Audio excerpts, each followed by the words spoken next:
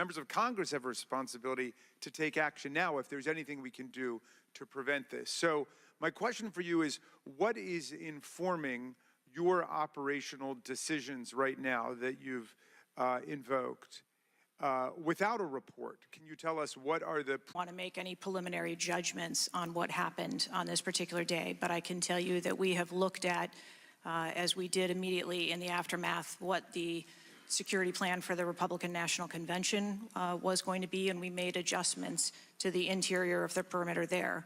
We looked at the protectees that we have here in the Washington, D.C. area and our protective sites, and we did make some adjustments to their security posture. And as we continue to move through the next several weeks, even yesterday with the announcement of the president no longer running, we have made adjustments to the vice president's detail. We are already prepared for an eventual VP nominee, and we continue to make those assessments. I think it just shows how dynamic the environment is that this agency works in every day. So you've made the same kinds of common sense judgments and intuitive recommendations that members of the public and members of Congress are asking about right now? Yes. Okay, thank you. I yield back, Mr. Chairman. And before I recognize Ms. Mace, I have to say, Director, we're pretty close to the halfway point during this. You answered more questions with an ABC reporter than you have with members of Congress. We have a lot more questions. The American people are demanding that we get questions, and that's what the purpose of this hearing is today. So I'm sure a lot of the questions that have already been asked are going to be asked again, and hopefully we can get some answers to those questions. I strongly implore you to answer those questions. You're here with a subpoena, and we expect you to answer the questions. Chair now recognizes Ms. Mace from South Carolina. Thank you, Mr. Chairman. Director Cheatle, the American people are watching, and they're wondering if there are any questions you can answer honestly today. So, Director Cheatle, I have a series of questions, very specific questions. I want very specific answers. Most of my questions are going to demand a yes or no answer. Do you understand? I do. Okay, my first question. Both sides of the aisle today have asked for your resignation. Would you like to use my 5 minutes to draft your resignation letter, yes or no? No, thank you. Was this a colossal failure? It was a failure. Yes or no? Was it a colossal failure is the question, yes or no? I have admitted this is a terrible... This is a yes or no series of questions. Was this a colossal failure, yes or no? Yes. Was this tragedy preventable, yes or no? Yes. Has the Secret Service been transparent with this committee? Yes. Would you say the fact that we had to issue a subpoena to get you to show up today as being transparent, yes or no? I have always been yes or no. You didn't want to answer the question. We had to issue a subpoena to get you to show up today. That is not transparent, by the way. You stated earlier, Secret Service is not political. Is that correct? Yes. Okay. Would you say leaking your opening statement to Punchbowl News, Politico's Playbook, and Washington Post several hours before you sent it to this committee as being political, yes or no? I have no idea how my statement got out. Well, that's bullshit. So, Mr. Chairman, I would like to ask unanimous consent to enter into the record articles by Punchbowl News, Political Playbook, Washington Post, all done at 5:24 a.m., 6:12 a.m., 6:34 a.m., a solid 3 to 4 hours before this committee got your statement. Without objection, so ordered. Okay. Is the Secret Service fully cooperating with our committee? Yes. Okay, you say you're fully cooperating with this committee. On July 15th, this committee sent you a list of demands of information that we wanted. Has the Secret Service provided this committee a complete list of all law enforcement personnel that were there that day? Have you done that? Have you provided a list to the Oversight Committee? Yes or no? I will have to get back to you on that. That is a no. Have you provided all audio and video recordings in your possession to this committee, as we asked on July 15th, yes or no? I would have to get back to you. That is a no. You're full of shit today. You're just being completely dishonest. Mr. Chairman, Mr. Chairman, I want to. Mr. We have to maintain decorum in this case. That this committee has asked of the Secret Service, any of it? I'll have to get back to you. on Have that. you even read this letter that we sent you? Did you even read this? Yes. Okay, and you have said you don't know, you have no idea. Well, the answer is no. We haven't gotten a single document or piece of information or data from you or your agency in related to the rally that we have asked you for. So, was this attempted assassination of Donald Trump a failure of training or execution or both? I think that those are answers that we need to Training, examine. execution, or both? Which one?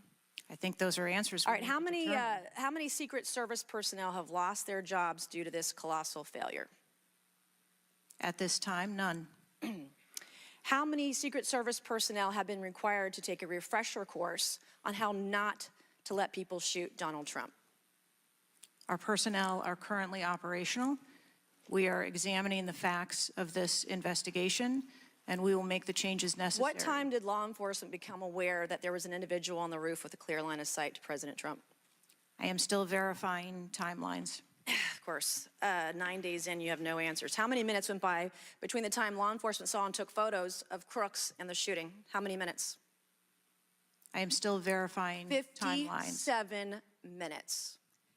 Thank you, Mr. Chairman, and I yield back. Gentlelady yields back. Before I recognize Ms. Stansberry, I believe I want to recognize Mr. Mfume for a unanimous consent. Yeah, thank you, Mr. Chairman. I beg your indulgence. I meant to do this earlier. I'd like to have unanimous consent that it be submitted for the record. The 2023 ranking of best and worst workplaces in the federal government, compiled by the Office of Personnel Management, which shows the United States Secret Service coming in, again, as I said earlier, 413th out of 459 sub-agencies, and this appears in the July 17th edition of Government Executive. Without objections ordered. Chair now recognizes Ms. Stansberry from New Mexico. Thank you, Mr. Chairman. You know, I want to start by just saying that part of why you have bipartisan agreement here on the dais about the severity and importance of this hearing is because this is not just a single shooting. This is about national security and the security of our democracy. It's not just one operational failure. This is about our public officials safe. And what does that signal to our country and to the world about American security and the ability of our officials to do their job safely? So I want to start by saying thank you to all of our brave men and women who are in the uniform, whether it's the Secret Service or local law enforcement, who put their lives on the line. I think obviously we honor their service, but this is really about operational failures and what it means for our country at large. And I also want to reaffirm that we must condemn unequivocally political violence of any kind, not just political violence, and that it cannot be tolerated in this democracy. And also to offer my prayers for the slain Fire Chief Corey Comprator, and also prayers for those who've been injured. Now, I think, you know, the tone of this hearing is, how is it that a 20-year-old young man with a gun that was legally purchased by his father could, on the day of a rally, go to a gun shop, legally purchase ammunition, show up to a secured site, and then not only attempt an assassination of a political figure, but kill and injure 2 others? How could this happen? I'm not asking yet. I think we've had a lot of testimony here today. I want to talk a little bit about the timeline. Now, here's what we know, and I know, Director, you were also on the call that we had a few days ago with the FBI and other law enforcement, so I respect that you are not able to share, based on your testimony, some of the details that are currently being investigated, but I know you were on the call because I heard you on the call and you heard them too. So I'm going to lay out the timeline a little bit. On July 3rd, the rally was announced that it was going to be in Butler.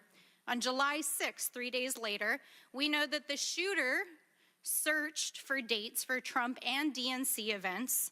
On July 7th, so this is 4 days after the announcement, the shooter went to the site. He actually physically went to the site. On July 12th, the shooter went to a gun range where he and his dad regularly go and practiced shooting. And the next day, on July 13th, he went to the site again before the rally began. We know that he then went and searched online for a gun store where he went and he purchased 50 rounds of ammunition, went home, got his father's AR, which was legally purchased, and returned to the venue. At 5 p.m. that evening, this is more than an hour before Donald Trump actually took the stage that evening, local law enforcement were made aware that there was a suspicious man. In fact, at 5:20, local law enforcement flagged that he had a rangefinder, and they radioed their concerns and sent around pictures of the individual.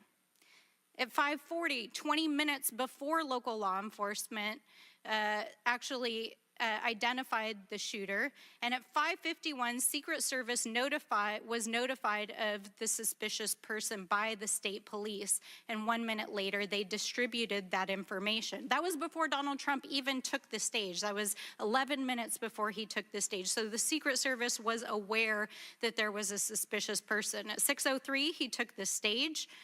At 6:09, rally-goers, as was shown in the video, identified this gentleman climbing on the roof. At 6:11, 3 shots were heard, 3 rounds of shots, and of course, the president and the other victims were shot.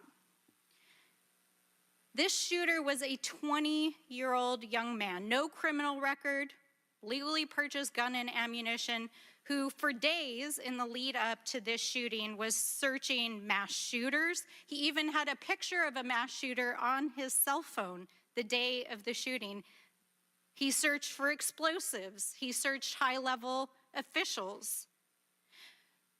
So the American people want to know, how did a 20-year-old young man with access to a military-style weapon actually bring it onto an unsecured perimeter who for days had been planning a mass shooting event? And I think that, Madam Director, with all due respect, the answers that we've received here in this hearing today are completely unsatisfactory.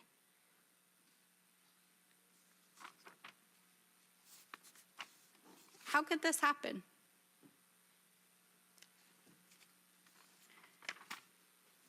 We need answers. We need answers not just for the family members of the gentleman who was killed and those who were injured, but we need answers for our democracy. Because as others have stated here today, we are in a highly politically charged environment right now. We are only weeks away from one of the most significant presidential elections in American history, and it is clear that our public officials' safety has not been secured. And it is not just a matter of one shooting, it is a matter of national security. So I hope that you will take our comments to heart. I hope that there will be accountability, and we need answers. And with that, I yield back. Chair now recognizes Mr. LaTurner from Kansas. Thank you, Mr. Chairman. Director Cheatle, I have a question just right off the bat. Something that you've bragged about repeatedly is that you've increased protection for the 36 individuals that the Secret Service is also entrusted with. Is that correct?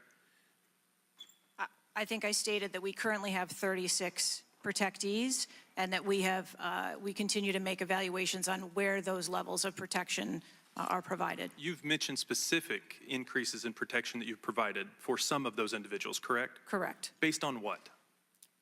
Well, some of it has been as a result of the tragic incident that occurred on the 13th. We went back and reassessed where we were at in providing protection and wanted to make sure that we were not, overlooking anything considering this most recent incident. So the Secret Service needed to learn that allowing a rooftop 150 yards away from a protectee, not putting that in a perimeter, not having someone guarding that roof, that information is new to you, and it's caused you to increase protection to other folks that are under your care? I think it is prudent after any incident that occurs to go back and take a look at your current practices and see if there is anything that needs to be done differently. It's inconsistent because what you said earlier to Mr. Turner was that the protection that you were offering to President Trump was in line with the current threats, him being a former president, him being a nominee of a major political party, the threats from Iran, the protection that you're providing him was adequate. Do you stand by that statement? Yes. Okay. Do you think it's a problem that the Americans' trust in the federal government is an all-time low? Do you think that's a problem? I think that it's unfortunate. I don't know why you're quibbling with my word. Is it a problem or is it not? I think the American public deserves to have trust in their federal government. Okay. I don't know why you're being difficult. I'm just, it's a simple question. Are you concerned about the increasing prevalence of conspiracy theories going on out there right now? Yes. I am too. You've been incredibly inconsistent with your answers before this committee today and what you were willing to reveal. You've acknowledged that the shooter was identified with a rangefinder, that President Trump's detail was sufficient for the threats he faced from Iran, that certain details were erroneously reported, in your words, but you haven't been willing to provide any information about the decision to place the building in question outside the perimeter, the explosives placed in the shooter's vehicle, the use of a drone by the shooter, or when exactly the Secret Service identified the shooter as a threat rather than merely suspicious. What is your standard today for what you are willing to answer and what you are not? Because you've been inconsistent.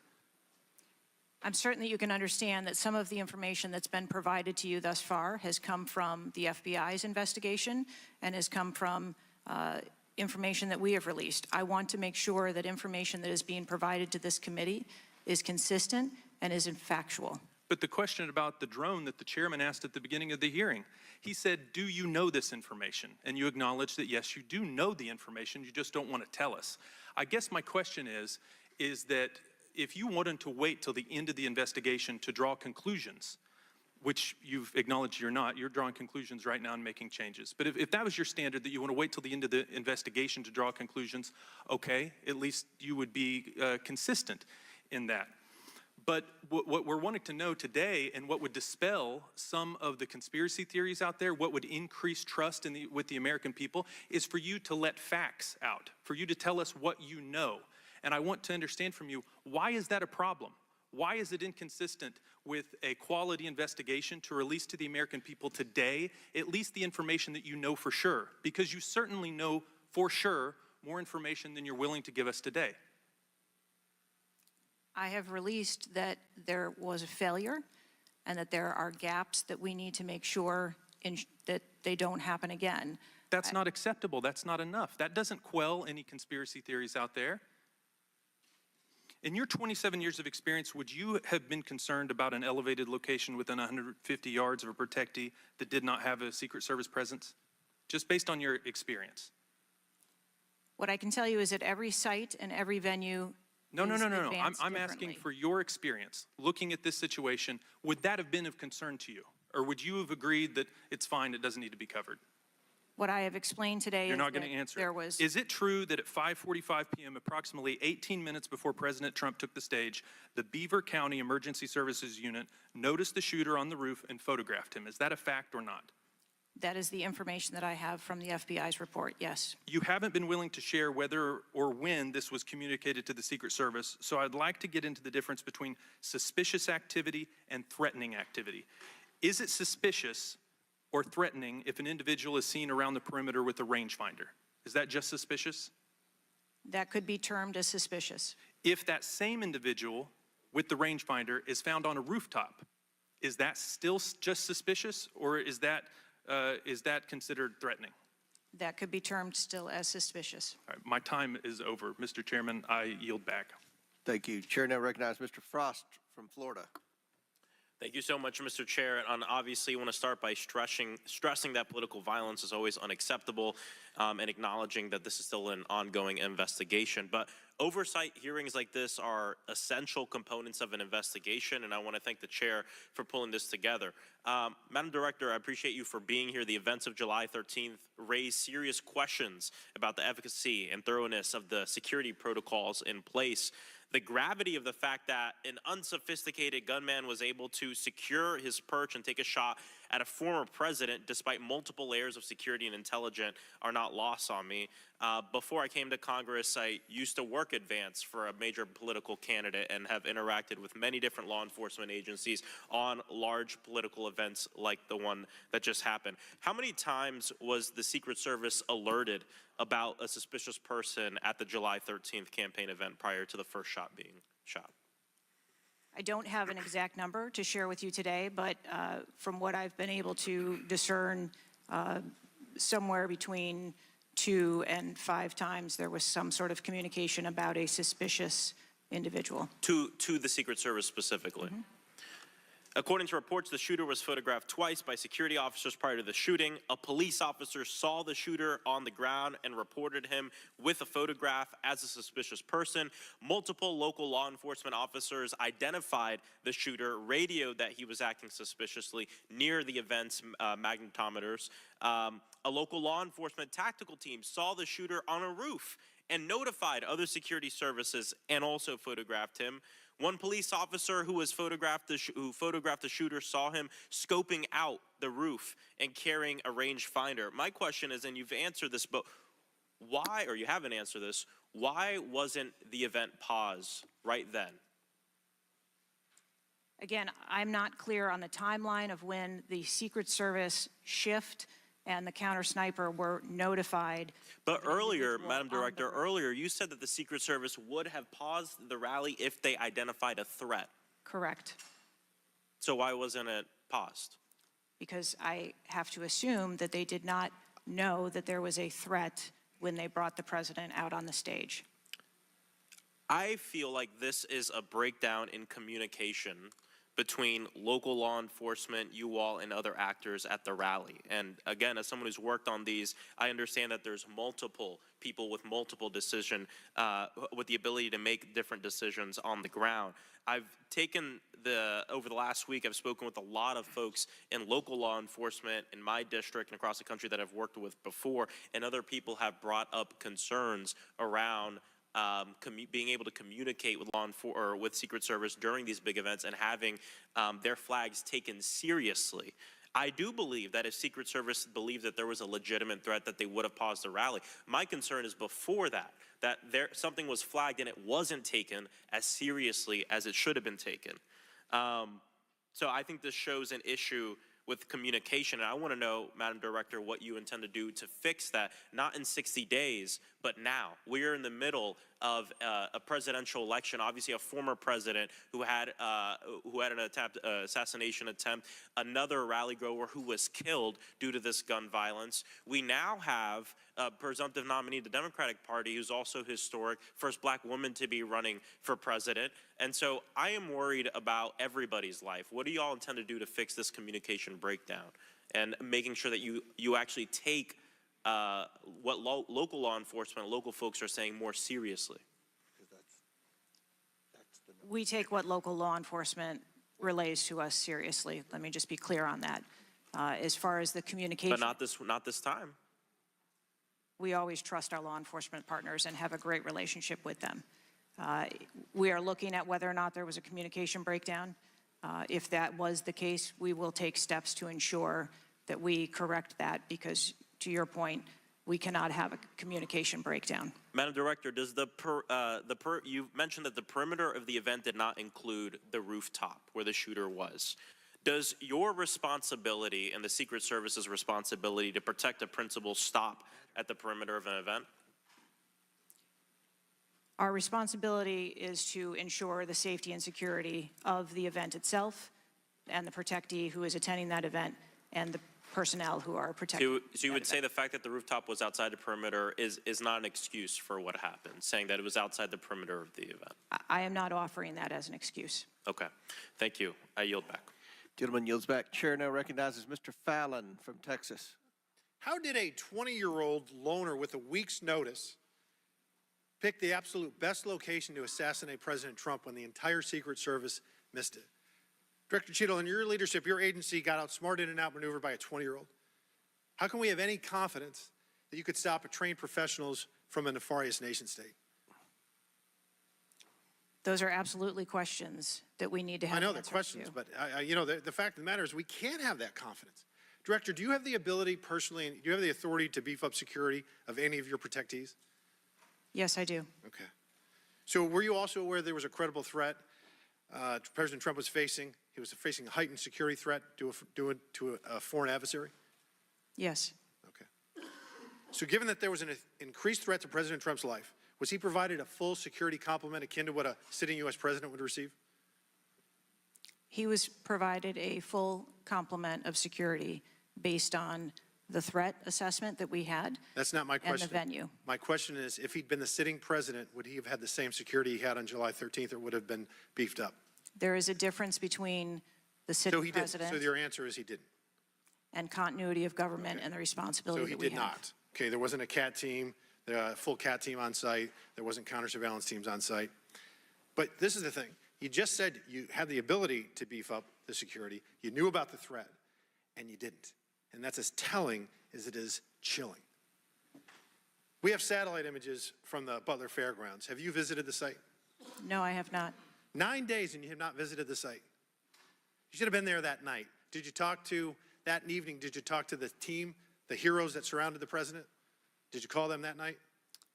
They were still operational work. So that's an answer is no. Did you call them the next day? President. Yes, I spoke with. You called them the very next day, not the day of, or was it 72 hours after? I don't know the timeline, but I spoke with Okay, them because you're under oath. immediately I following. think it was 72 hours after. You waited 3 days. What is immediately clear is that there are a number of structures that need to be secured. Of these, Director, other than the first, immediate 4, what's the most dangerous site that should have been secured? Because Security 101, you got to mitigate the high ground. Yes. Okay. Do you know what the next most dangerous site, what was the closest structure to the president, other than the 4 immediate ones that you had your counter sniper teams on? There are a number of structures around that event site. You know who the shooter knew? The shooter has visited the site 2 more times than you have, and he had a drone, and he picked the AGR building. So you said, do you remember in an ABC interview you did that you didn't have people on the roof of the AGR building because you were worried about safety because of the slope? I recall that statement. Okay. Does the Secret Service have written policy you can share with us about slope roofs? No. Okay. So why'd you act like there was one? Because is it your practice to comment on enormous events of enormous national implications when you're ignorant of the facts? That's rhetorical. So here's this thing with the slopes. You go all the way up to like 1812. You can go to a 112, which is about as flat as you can get without it being completely flat. And you're saying that there was a danger, safety concern there. But the problem is, Director, you put your counter snipers on a 312 roof, which is steeper than the 112. And by the way, the 112 is ADA compliant. You can build a ramp for a wheelchair on a 112 roof. So these are nothing but pathetic excuses, and they make no sense, and they're a bunch of cow dung. All the law enforcement I've spoken with over the last 9 days are amazed that the AGR rooftop was not secure. And you want to know why? Because it's dangerous. I have never had any long gun training in my life. I own an AR-15, and last time I shot it one time my whole life. It was 6 years ago. That is until Saturday, where we recreated the events in Savoy, Texas. We recreated what happened in Butler. I was lying prone on a sloped roof at 130 yards at 6:30 at night. And I knew that he had a scope. I didn't know what kind, red dot or magnified. So I shot 8 rounds from both. You know what the result was? 15 out of 16 kill shots. And the one I missed would have hit the president's ear. That's a 94% success rate. And that shooter was a better shot than me. It is a miracle President Trump wasn't killed. Corey Comparatore's life is over because that damn shooter made it on the roof. And it wasn't the roof that was dangerous. It was a nut job on top of the roof. You know what else is dangerous? I believe your horrifying ineptitude and your lack of skilled leadership is a disgrace. Your obfuscating today is shameful. And you should be fired immediately and go back to Garden Doritos. Mr. Chairman, I yield back. Chair recognizes Ms. Lee from Pennsylvania. Thank you, Mr. Chair. I'd like to thank the chair, the ranking member, for coming together and holding this hearing. But I have to say, I don't think any of our concerns have been addressed today, and what little we've learned has not inspired much confidence. I will just say that we obviously can't allow the violence we're seeing in this country become the norm or a commonplace, but that seems to be where we're heading. On this occasion, it was, very shockingly, a former president and current political candidate at a rally that we all assume is one of the most secure places we can be. But the violence we saw last Saturday is the same culture of violence that makes too many of our kids and our community members feel unsafe to play outside or to go to class or to simply live their lives each day. But again, this was a political rally, and it is supposed to be one of the most secure places. So we do have very specific questions about that. Director Cheatle, I'd like to start by following up on some of my colleagues' questions. My colleagues, Mr. Krishnamurthy and Mr. Frost, highlighted a number of points that showed the shooter presenting an active threat. So I'd like to ask you, Director Cheatle, to clarify what the protocol is for postponing or canceling an event based on a threat, and how the events on July 13 didn't meet those standards. So again, I think we're talking about the distinction between suspicious behavior and a threat. And at the time that this individual was identified, they were displaying suspicious behavior. I'm still waiting for interviews from the FBI to determine what it was that identified that individual as suspicious and what those behaviors were. To that question, does suspicious behavior vary between different events? For instance, if we have an event with a president, would there not be a heightened standard for suspicious behavior? I think that there are a number of ways that someone could be identified as suspicious, and it doesn't matter whether it's at a rally or an indoor event or who the protectee is. I think it's up to law enforcement or citizens to identify someone as suspicious. Okay, thank you. According to the Associated Press, at least 6 different agencies, including 2 sheriff's office, local police, state police, as well as fire and emergency rescue officials were involved in securing the rally in Butler. When there are so many teams that are collaborating, who takes the lead and how is that determined? The Secret Service is responsible for the security of the site and the coordination. And that was the case on July 13th? Correct. Okay. Changing gears, in 2024's appropriations budget, the Secret Service was given a little over $3 billion, which was about $78 million above what was requested. For 2025's budget, you've requested yet another increase. How much of these funds goes towards training and improving protection procedures? I would have to get back to you on the training aspect of it, but about 30% of our budget is for protection and facilities and training. But clearly the problem can't be a lack of funding. So what exactly do you see as the core problem that led to this failure, that led to your agency being outgunned by a 20-year-old using his father's gun and acting on his own without a particularly sophisticated plan or technology? I think that we are waiting to determine exactly what those failures or failure was so that we can make sure that the Secret Service is stronger after this. So we've heard a lot today that you can't answer because it's an ongoing investigation, that you're still figuring out the details, and that you won't answer basic questions. You've said 60 days for the investigation, but I simply don't think that's acceptable. Do you really plan to keep avoiding questions and the American people's questions, ours and the American people's questions, for the next 60 days? I'm not avoiding questions. I want to make sure that I am providing factual and accurate information. Certainly, but is there no in-between, right, between what is obviously a fact and what you can surmise from the details that you already have? I assure you, when I have a full and complete report of what took place on that day, I will certainly come back and make that available. Certainly. Studies indicate that the United States is experiencing increasing levels of political violence and tension. Does the Secret Service see increasing political violence as a threat to its work? And if so, how is the Secret Service adapting its strategies and protocols to account for increasing political violence? We are constantly evaluating the threats that we receive and monitoring that, and we make adjustments on a daily basis to our protectees based on what those threats are and what actions we need to take. Yes or no? Do you believe that stricter controls on the availability of assault weapons would make it easier for the Secret Service to fulfill its missions of protecting public officials?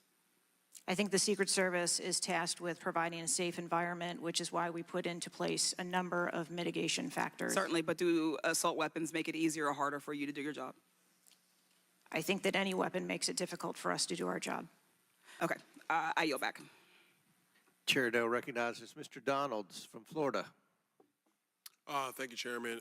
Director, real quick, at what time was Secret Service aware of the active threat against President Trump? Director, what time?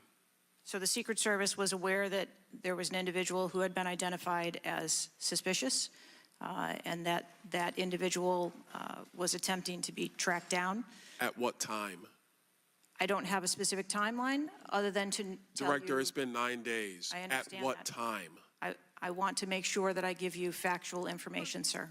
Director, have you talked to the agents on the ground that day? Yes, I have. You've talked to all of them. Your senior team has talked to every agent that was on the ground that day. Yes, we have. Have they all corroborated the same time they identified the shooter or they were made aware of the shooter, either by attendees in the crowd or local police department? There are a number of reports of when those times were made. Was it those 5 minutes notifications. before the first shot rang out?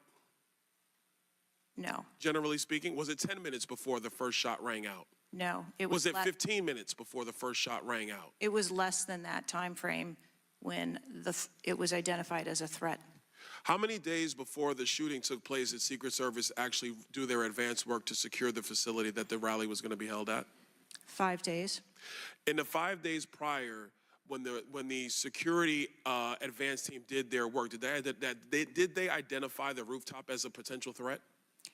Again, I'm pulling those reports and that information. It's been 9 to days, conduct Madam those interviews. Director. Did they notice a rooftop 150 yards away that was a potential threat? Yes or no? I am certain that the rooftop was noticed. I am pulling the reports. What was the security parameters around securing that rooftop?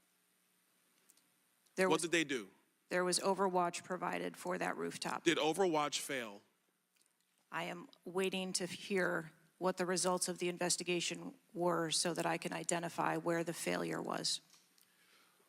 Who did you talk to that was on the ground that day that was responsible for Overwatch? What are their names? I'm not going to provide their names in this setting. Did you talk to the people that were providing Overwatch that day? I've talked to the people that conducted the advance on that day and that were working the shift and were the counter snipers on that day. So you talked to the counter sniper team, you talked to the people who were providing Overwatch that day, and you talked to the advance team, correct? Yes, sir. What did they tell you? We are putting together a comprehensive report so that I can identify exactly where the gaps and the failures. When the counter sniper team was on the roof and they identified that there was suspicious activity on the roof in question, what was the chain of command's orders around the person on said roof? Because I'm quite sure somebody saw under your organization, the Secret Service, I'm quite sure somebody saw the shooter on the roof. So what was the communication through the chain of command to deal with said person? What I can tell you is that when the individual was identified by the counter sniper, they took one shot and neutralized that individual. But that was after the shooter already took a shot, is that correct? That is correct. So what you're saying now is that the Secret Service did not see the shooter on the roof until after the shooter took a shot? I do not have all of those details at this time. If you don't have those details after 9 days, Director, then what you're telling me is that you guys didn't see it. Is that correct? I am telling you I don't have all the details of the sequence at this time. Director, it's been 9 days. Either you have the information or you do not. Is that correct? We are still in the process of conducting interviews and an investigation. Some of my colleagues have texted me over the last couple days, bipartisan, about whether you should lose your job. And I've been quiet on that question because I wanted to see what you were going to do today. In my opinion, you do need to be fired immediately. And it is because this is gross incompetence. And the fact that it's been 9 days, and these are simple questions to answer, I'm quite sure if I asked any one of my kids if they got in trouble and I told them to give me the details, I would get more answers from them than I'm getting from you right now. And that's what's frustrating on a bipartisan basis, on a nonpartisan basis. This is a joke. And Director, you're in charge, and that's why you need to go. Mr. Chairman, I yield back. Chair now recognize Mr. Goldman from New York. Thank you, Mr. Chairman. Director, I want to follow up and just understand a little bit why there is so much information about this out in the public, including some from you and your communications team, and yet you're here pursuant to a subpoena under oath in front of Congress, and you're unable or unwilling to answer some of those same questions. Can you just explain why you are answering so many fewer questions here than you have to the media? I'm answering the questions that I'm able to answer based on the fact that there are multiple ongoing investigations. But you have answered some of these questions previously, correct? To the public, to the media. Which questions? Well, did you have an interview with ABC News? Yes, I did. Okay. And did you explain the interaction between local law enforcement and the Secret Service, and that local law enforcement was responsible for securing the perimeter of the building where the shooter was? I said that the Secret Service is responsible for designing and implementing and executing the security plan, and that we rely on the assistance of our local law enforcement partners to assist us with that plan. Let me ask you something. Were you given any instructions about what you can and cannot answer here today? My ability to answer questions is solely reflective of the fact that there are multiple ongoing investigations, and I want to make sure that I provide accurate information that doesn't conflict with any of those investigations that are going on. So is it your view that you can't talk about anything that happened that day until those investigations are completed? My view is that I want to make sure that this committee and the American public gets correct and actual information. And so is it your view that that can only happen after the completion of the investigation? It is my view that when the investigations are complete, that we will be able to share that information. And how about before that? If I have factual information that I can share before that, I absolutely will. I'm guessing you have factual information as to when the suspicious photograph of the suspicious person was relayed to the Secret Service. There's a timestamp on that text message or whatever it was, correct? Sir, I'm sure you can understand that when you're dealing with text messages, emails, and other communications, the timelines don't always match up. Not really if they're time-stamped, but let me move on. Because security failure, is that right? Yes.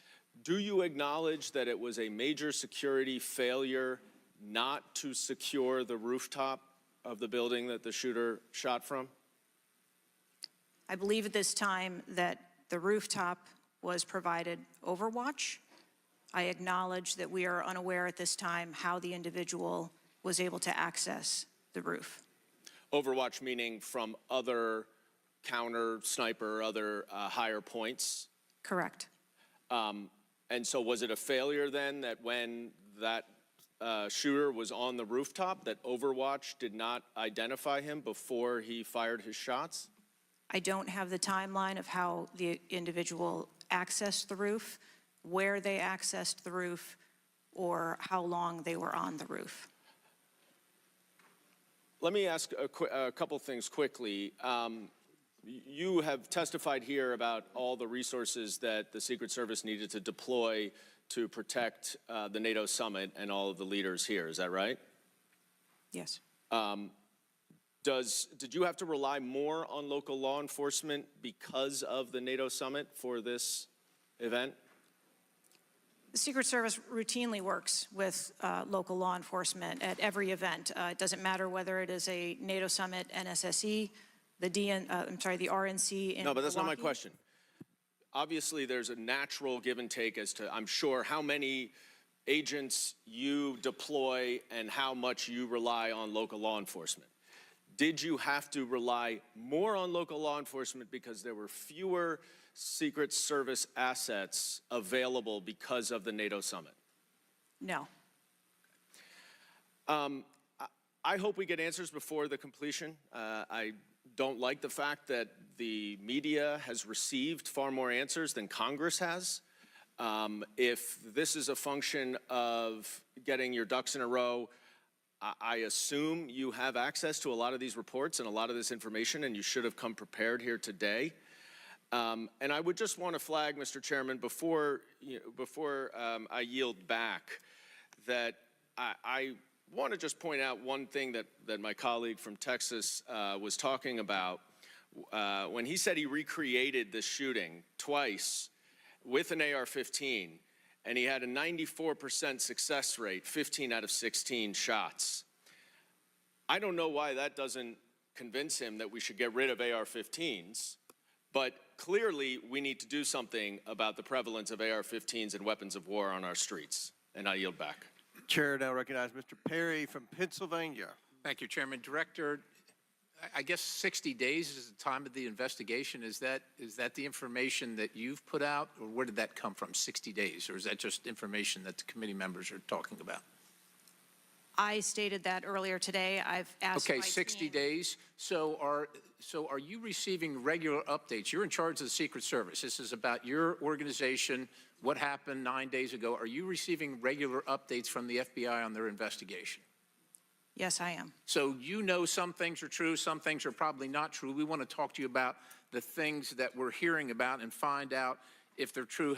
You've been in contact with the FBI, then you're getting updates on a daily basis, right? Yes. Based on what you said. Okay, so, and are you confident that the person in question, Mr. Crooks, was the only person firing that day against the president or the crowd? Is he the only one? I'm not asking you yet if he acted alone, but is he the only one, or can you say that with certainty to the American people? That is the information I have at this time, yes. Okay, does it appear he acted alone? That's the information we have at this time. Okay, now let's talk about the fact that he was noticed as a person of interest, of concern, suspicion, as you say. Your PI team, how do they stay in, there's a sea of people. How does the PI team get to that individual that's in question in the sea of people? How's that individual tracked?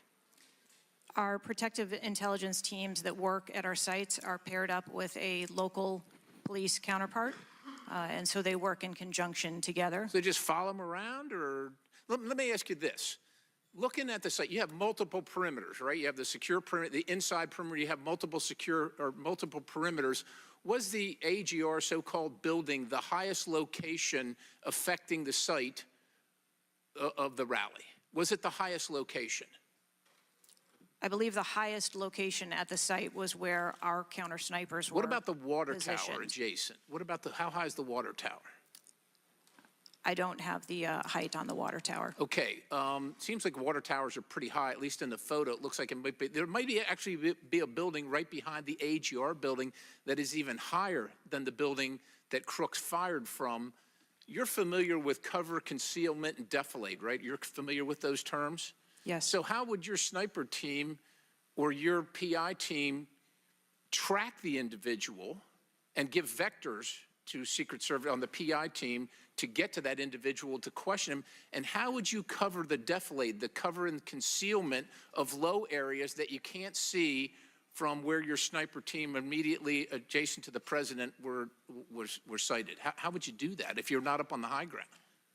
So when our counter sniper teams go out and conduct an advance, they have a methodology and provide a grid system that our response teams are able to vector in if they see something that is troubling. So when Mr. Jordan asked about the assets that were requested, let me just ask you about assets requested. Were aerial assets requested for this event from either the Secret Service or state police or anybody else, drone, manned, otherwise? Aerial assets, were they requested? I can't speak to what the local police Just asking if they were may requested. have conversations with the local police, but I can tell you that the assets that were requested from the Secret Service for the site that day were all granted. But were aerial assets requested? I didn't ask if you used them or what you used. Were they requested? Overwatch was requested and it was Aerial, provided. is that aerial? Because Overwatch could mean on the water tower or not on the water tower. Can you be specific, ma'am? I'm running out of daylight here. I understand. If you're asking me about specifics, whether or not there was... Is it not clear what I'm asking you? Were aerial assets requested by the president, by Secret Service, by anybody? Were they requested? The Secret Service, we felt that we had a good plan in place. Okay, fair enough. How about K-9 assets with bomb sniffing or explosive sniffing capabilities? Requested. I didn't say they were present. Were they requested? Those requests were fulfilled. They were requested and fulfilled. So was the Crooks vehicle inside any of your perimeters? No, it was not. It was not. How did you, so it was not within the, it was not, so what, was there a device located on Mr. Crook's body to detonate the vehicle? That is the information that I have. So what would be the point of detonating the vehicle if it was not inside the perimeter? I have no idea what Mr. Crook's motivation was. Ma'am, the fact that you haven't, I'll close with this, Mr. Chairman, haven't even visited the site. I understand there are other things going on, but the culture of your organization, the culture that doesn't, do you know how tall the president is? How tall is the president? President Trump, how tall is he? I don't, he's over 6 feet tall. I don't know. Okay, so do you assign agents based on their ability to cover physically and carry, if necessary, the President of the United States when you assign them to this mission? Is that a parameter that is considered?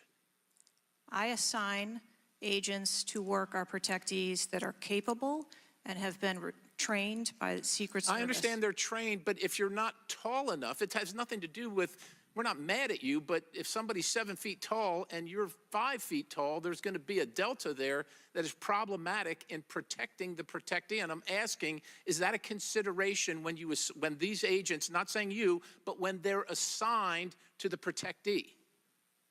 The agents that are assigned to our protectees are perfectly capable. Okay, ma'am. So the providing culture is what I'm protection. concerned about, because the primary objective here seems to be something other than securing the site, securing the principal, and securing the people at the site. And that's the concern based on the answers that you've given today so far. Without a yield, Mr. Chairman. Chair now recognizes Mr. Moskowitz from Florida. Thank you, Mr. Chairman. Thank you for this hearing. I want to thank the subpoena that you sent. I want to thank Ranking Member Raskin and your work, the letter you sent to the committee. And I also support the creation of a commission to get to the bottom of what happened. Director, I just want to give you an honest assessment of how this is going for you today. Did you happen to catch the hearing many months ago in education where there were a bunch of university and Elise Stefanik asked a very easy question and couldn't get an answer? Did you see that hearing? No, I don't think I did. Okay, well, let me tell you, it didn't go well, and the short end of that story was those university professors all resigned. They're gone. That's how this is going for you. This is where this is headed, okay? This is, I don't know who prepared you for this. I don't know how many times you've testified in front of Congress, but a president was almost assassinated live on television, not just for Americans, but for the world to see. And this being your first opportunity, I understand there's an ongoing investigation. I understand there's things that you can not talk about. But the idea that we're getting less than you did on television is something that Democrats, Independents, and Republicans are going to find unacceptable. My high school, Marjorie Stoneman Douglas, was on the list of mass shootings that Representative Raskin held up. That very day, the school resource officer, a police officer, did not run into the building. He hid in the stairwell while the shooter was in the building. He stayed outside, never helped, okay? He also directed other officers who showed up on the scene not to go into the building. When it was determined that the failures in response and training and that the sheriff fired nobody in his agency, Governor DeSantis then removed that sheriff. I supported the removal. So here's my question. You said there's going to be accountability. I understand you don't want to give us names.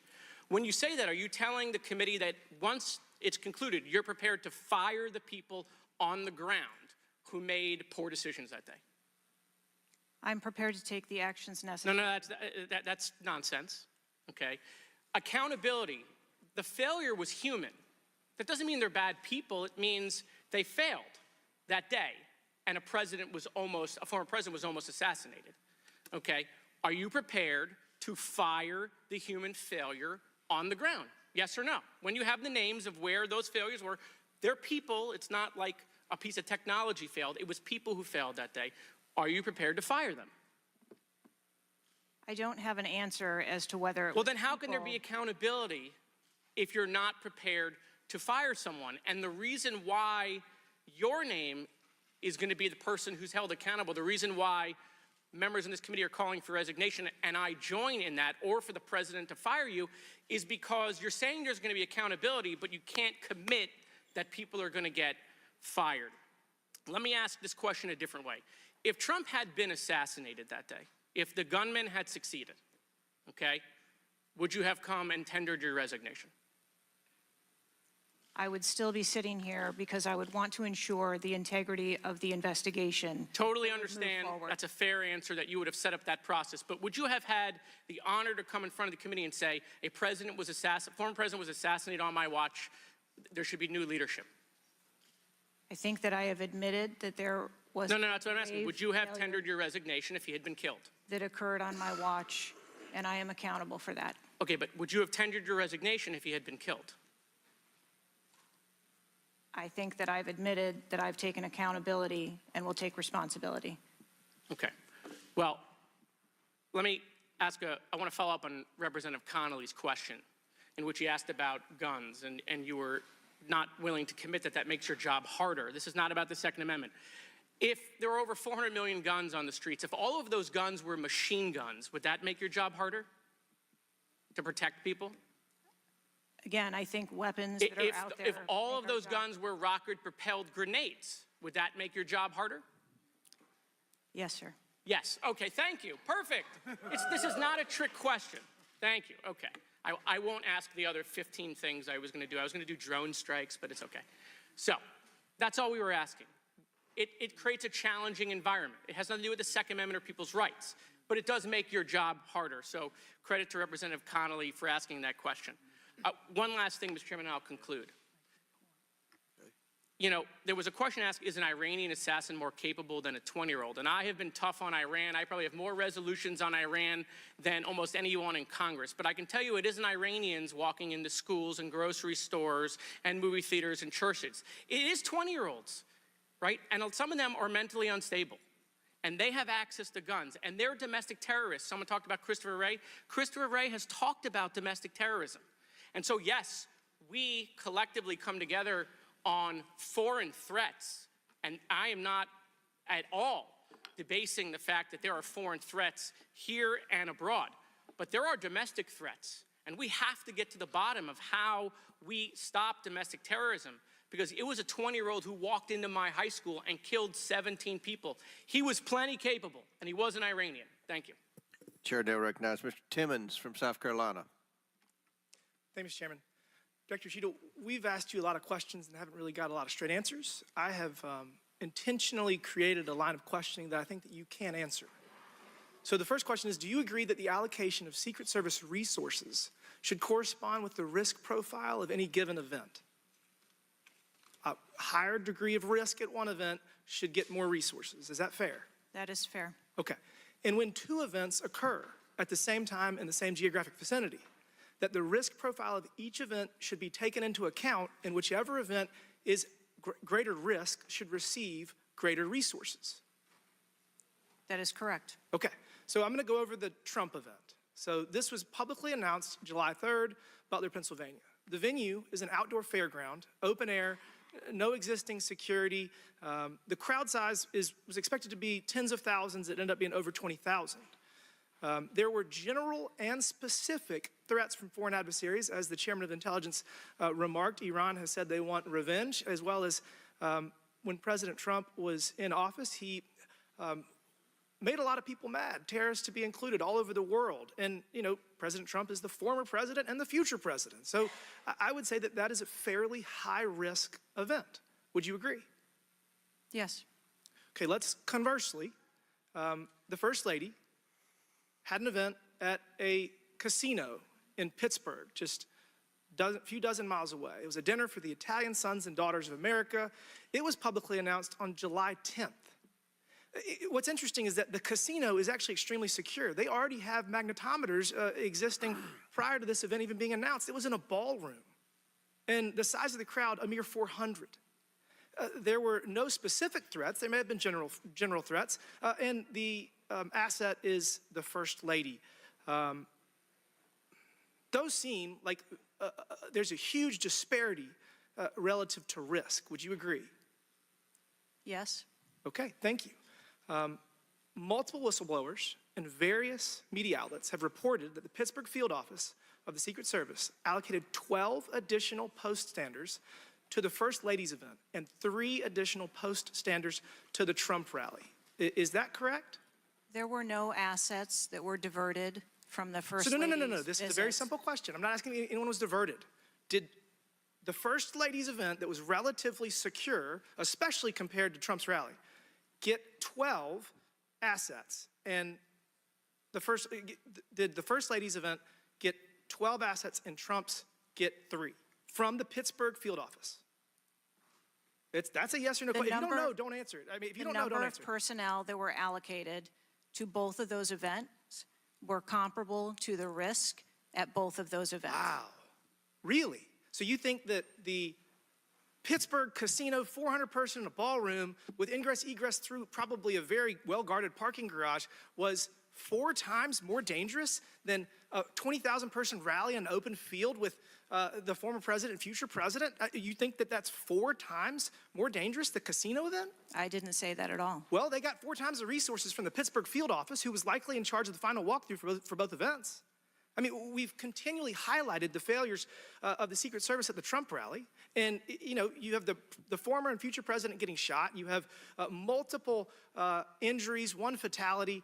And I would have to think that if we had 9 more post standards, 9 more individuals that have the training and the integration into the Secret Service defense of Trump at that rally, that I have a feeling that Crooks would have had somebody come say hello to him before he fired a bunch of shots. Do you think that's possibly true? There were significantly more assets and resources available at the former president's event than there were at the First Who Lady's made the event. decision to deploy 12 post standards to the casino where the First Lady was having a 400-person dinner and only 3 people from the Pittsburgh field office to the 20,000-person plus Trump rally? Who made that decision? There were additional Secret Service resources available at the former President Trump's event. Who made that the day. decision to deploy 12 to the First Lady's event and 3 to the Trump event?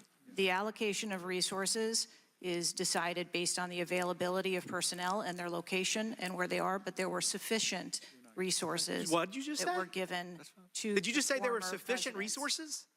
President Trump got Event that shot. day. Someone got killed. There were not sufficient resources, clearly. There was And a it gap. doesn't take 27 years of experience to know that.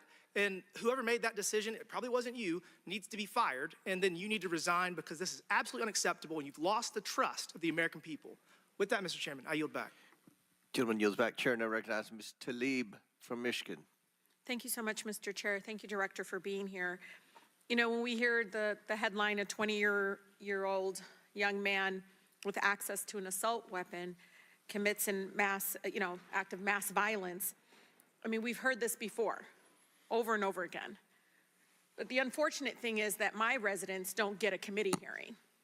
We have not had one committee hearing about the over 260 mass shootings that we've had, killing hundreds of people, injuring hundreds, changing their lives forever. And don't get me wrong, to many of my colleagues, I mean, I watched, and even the pool of blood, the screams, it was horrific. But it made me think about the images I saw after mass shootings at schools, grocery stores. I mean, I think of Buffalo, New York at a supermarket where a racist gunman killed 10 shoppers with an AR.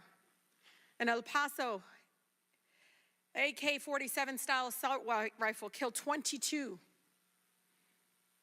In Florida, in Parkland, Florida, 17 students and teachers murdered, again with an AR. In Pittsburgh, at a place of faith, Tree of Life Synagogue, 11 murdered. And don't get me about Newton, Connecticut.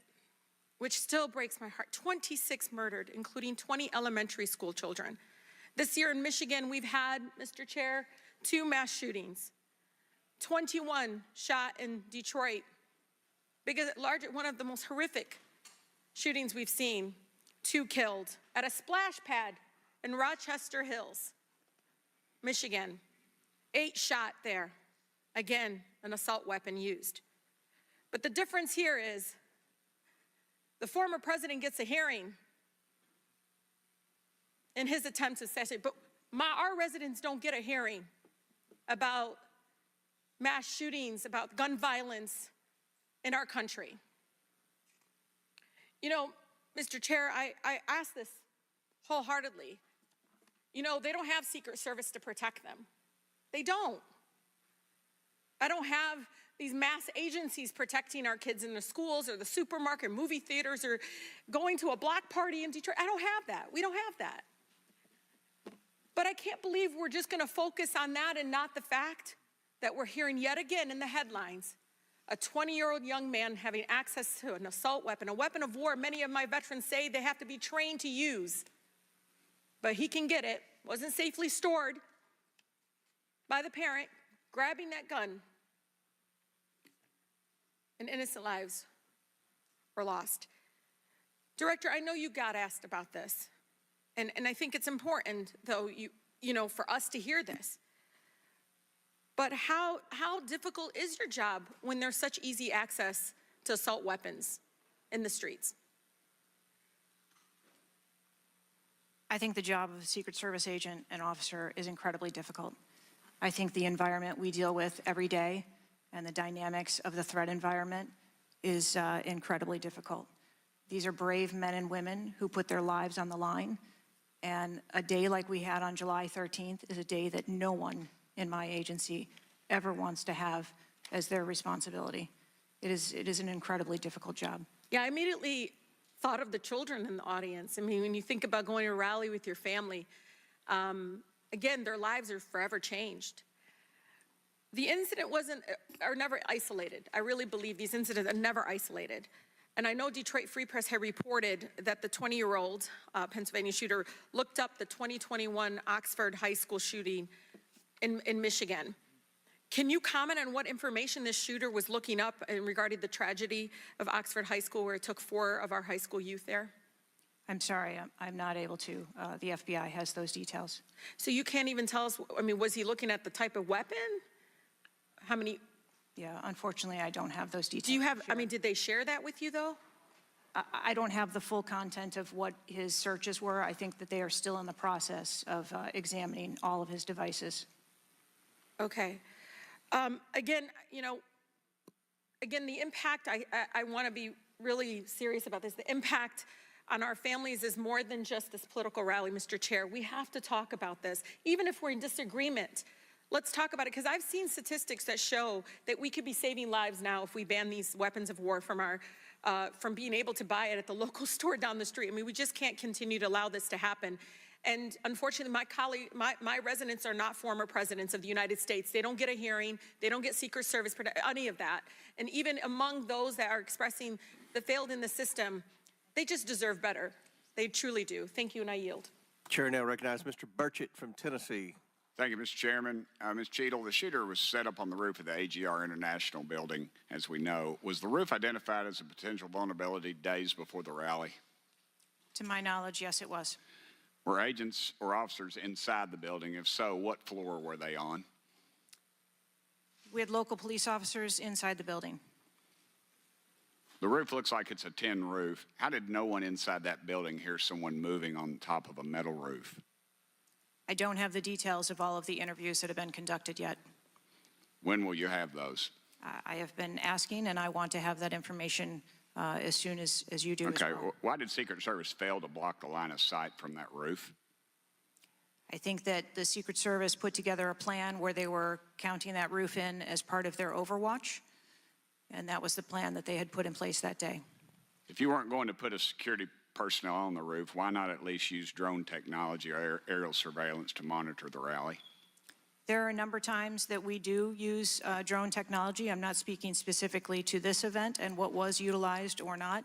There are times when drone technology is available and helpful at events, and there are times when it is not appropriate. Do y'all use Signal? Do you personally use Signal to communicate with any official from the White House? Signal on your phone? Oh, on occasion, I'm sure that there are people that use Signal, yes. Okay. Do you use it to speak with the White House? Use Signal? No, I do not. Okay. When was Thomas Crooks first identified as a person of interest? Let me help you. At 5:10, he was spotted with a rangefinder at 5:51. And when did Secret Service notice him? Again, I don't have those specific timelines, but it was a relatively short period of time. Let me help you. 5:52. Ms. Cheatle, why was President Trump allowed on stage 10 minutes after the Secret Service spotted a suspicious individual? That seems to me to be the worst thing of all. Of all the breakdown and all this communication, all the BS you've been feeding us here today or not feeding us, that seems to be the question. So as I've stated before, there are a number of events where suspicious people may be identified. That doesn't necessarily... Ma'am, I submit to you, you got a guy who's going to be the next president of the United States. He's on stage. I've been to these events. We've all been to these events. A car backfires, and there's a 15-minute dadgum wait. That's not acceptable. Did the Secret Service tell President Trump they'd spotted a suspicious individual before he was shot? I am unclear as to what the communication was with the former president at that time. I'll take that as a no. Did y'all deny President Trump's request for more security, yes or no? And when was the most recent request for additional security? The rally request for security, all of those requests were fulfilled. And were there any personnel redirected to Jill Biden's rally? No. Who made the decision on the direction of agents at either one of those rallies? I'm unclear as to your question on the direction of the agents. I said, who directed those agents to be at Ms. Biden's rally or President Trump's rally? The specific agents. So there is a methodology in which agents are available for assignments, and they are assigned based on either geographic location or logistics or flight. Ma'am, I appreciate all that, but that methodology about got President Trump killed. Was the security detail guarding President Trump a temporary detail? The personnel who are assigned to the former president's detail are assigned to him. Why was there a different detail on the opening night of the convention than the detail that was guarding him in Pennsylvania? The president has a very large permanent protective detail assigned to him. They work shift work, and so it could be that people you saw at the rally were not working the same shift the day that he was. I can assure you, ma'am, somebody that's a lot shorter than the president was not at the convention, and the people that were cowering down behind the mass of agents that were on top of the president were not in the convention hall. At least I didn't see them. You can't seem to answer a single question about an ongoing investigation, ma'am, and you don't know when the information will be released publicly. Are you waiting for the administration to sign off? No, I am waiting for the results of the investigation, at which time... Okay, let me ask you one more question. You found explosives in the shooter's possession. Is that correct? The FBI found explosives. Do we know who directed this young man how to make those explosives? I believe that the FBI is still looking into that on their investigation. Ms. Cheatle, you said that the buck stops with me, and I agree. I don't think you should resign. I think you should have been fired. Ma'am, you are a DEI horror story. I've told my daughter multiple times, my wife and my daughter, we talk to her all the time about how she's going to succeed in life. She'll succeed in life by achieving. Ma'am, you have not achieved today. You've let the American public down. If it was up to me, you'd be gone. Thank you, Mr. Speaker, Mr. Chairman. Chair now recognizes Mr. Crockett from Texas. Thank you so much, Mr. Chair. And let me just pick up where I left off. Director Cheatle, was the incident on July 13th due to DEI, or rather systemic failures in communication and potentially safety protocols? The incident on the 13th has nothing to do with DEI. The incident on the 13th has to do with a failure or a gap either in planning or communication. Thank you so much. In fact, I have a few articles that I will enter into the record once I wrap up that actually acknowledge a number of women specifically for their valor in their service, whether it's been in various levels of law enforcement. But, you know, I want to stick here for just a second, because earlier you had a conversation in which there was a discussion about training. And I want to talk about training, and I want to talk about the fact that there's been a little bit of dancing around as it relates to this being a suspicious person and this being a situation that was perceived to be a threat. And it seems as if there's a different analysis that takes place.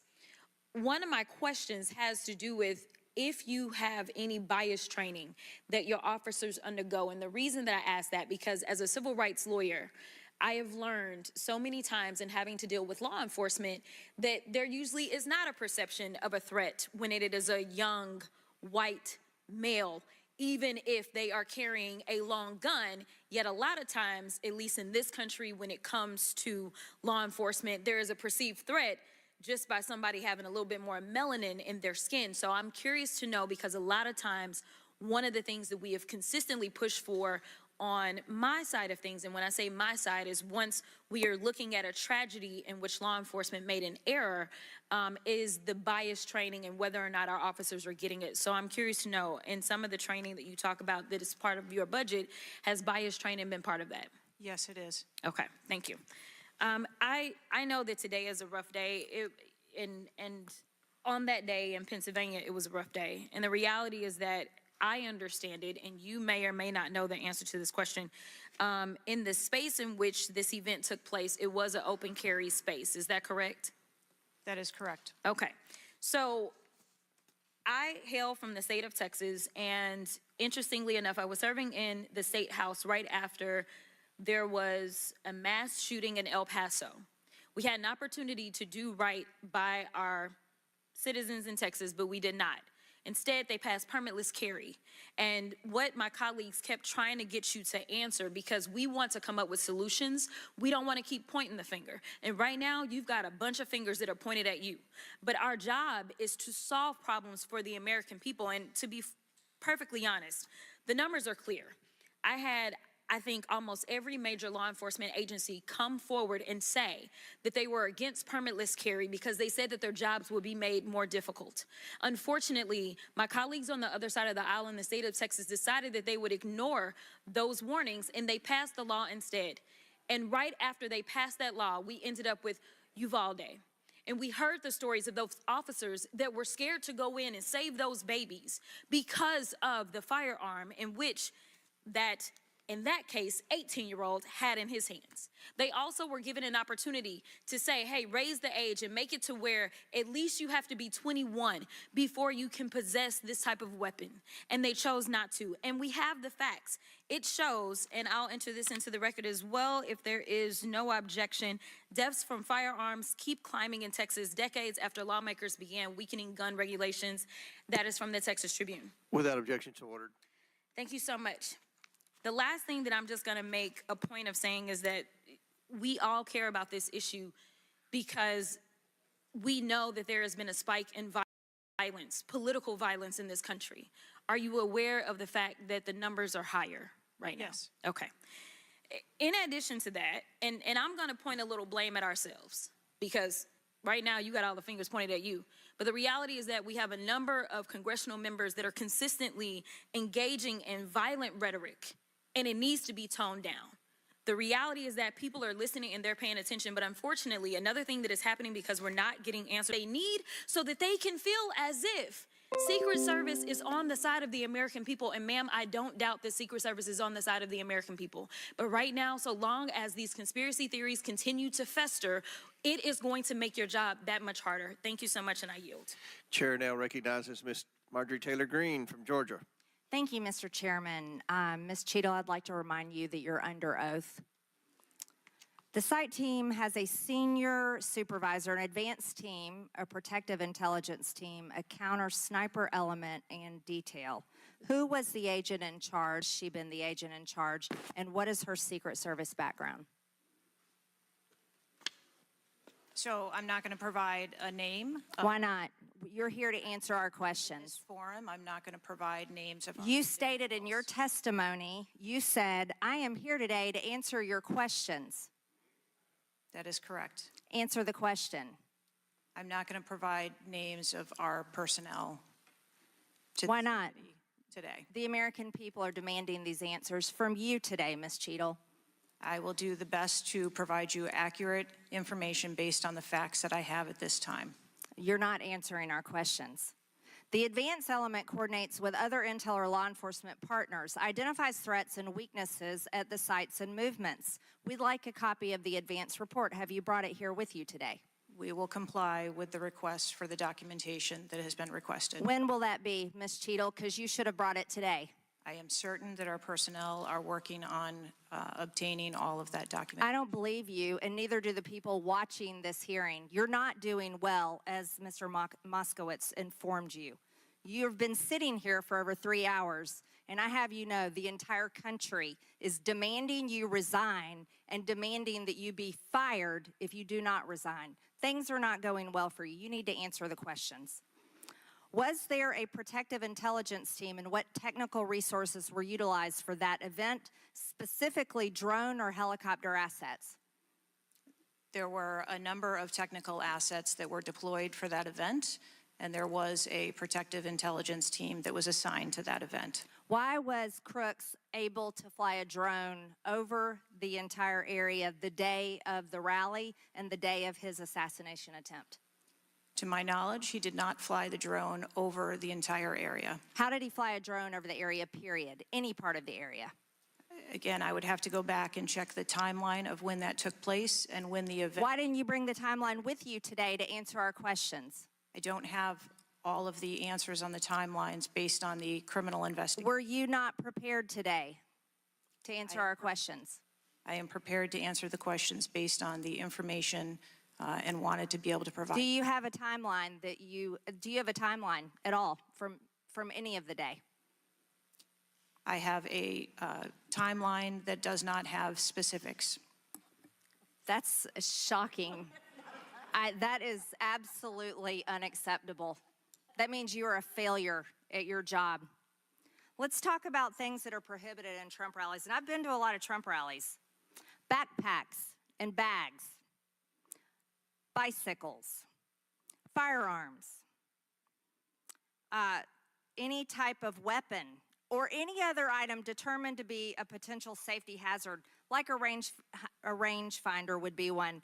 At 5:10, Crooks is first observed by one of the snipers, AGR Sniper 1, at the building. 5:10, President Trump was shot in the face at 6:11 p.m. 5:28, AGR Sniper 1 takes a picture of a bicycle and 2 bags. Those belong to Crooks. 5:32, AGR Sniper 1 spots Crooks looking at his phone and using a rangefinder. 5:55, Butler ESU Command confirms receipt of photos and states they have been relayed on. 6:05 p.m., AGR Sniper 1 later communicates that Crooks is seen moving northeast in direction of Sheets and that Crooks has a backpack. 2 minutes before the shooting, while President Trump has been allowed to take the stage, people see Crooks laying on his stomach in a sniper position on the roof, and they're yelling he has a gun, and they are trying to alert law enforcement and Secret Service. Why was Crooks not shot by the snipers? Why was he allowed to be there? As soon as the individual was identified as a threat, they were... No. What do you consider to be a threat? A man with a gun laying in a sniper position, a man that had a backpack, a man that had a bicycle, a man that had a rangefinder. At what point is he determined a threat? An individual with a backpack is not a threat. An individual with a rangefinder is not a threat. What about a man laying on a building that has direct line of sight of President Trump with a gun that people are screaming and pointing out? Is that a threat, Ms. Cheatle? Once that individual was identified, They were neutralized. No, they were neutralized. Crooks was neutralized after he shot President Trump in the face, Ms. Cheatle. Is he only a threat once he fires the weapon? As soon as the counter sniper identified that individual, they were able to neutralize them. How were people in the crowd? Okay, then let's just take it this way. People under your command did not consider him to be a threat, yet people in the crowd knew he had a gun and considered him to be a threat. That means that you are a complete failure as the director of the Secret Service, that people under your command don't perceive a man laying on a roof with direct line to the president with a gun. They don't perceive that to be a threat, yet the people in the crowd do. How is that possible? That's the last question, but please answer the question, Ms. Director. I'm not certain at this time how the information from the people in the crowd was relayed to any law enforcement personnel. No, you knew, that everyone knew. The people there knew that there was a danger. They knew there was a threat to President Trump, and it was allowed to happen. Was there a stand-down order, Ms. Cheatle? No. Was there a conspiracy to kill President Trump? Absolutely not. Then how did this happen? And why are you still sitting here not turning in your letter of resignation? Last question, but please answer, and then I'll recognize Ms. Presley. Please answer the question. That is what we are investigating to determine. We're waiting for your letter. We are waiting for your letter of resignation, and you really need to consider doing that before you leave today. Thank you. Chair now recognizes Ms. Presley from Massachusetts. Thank you.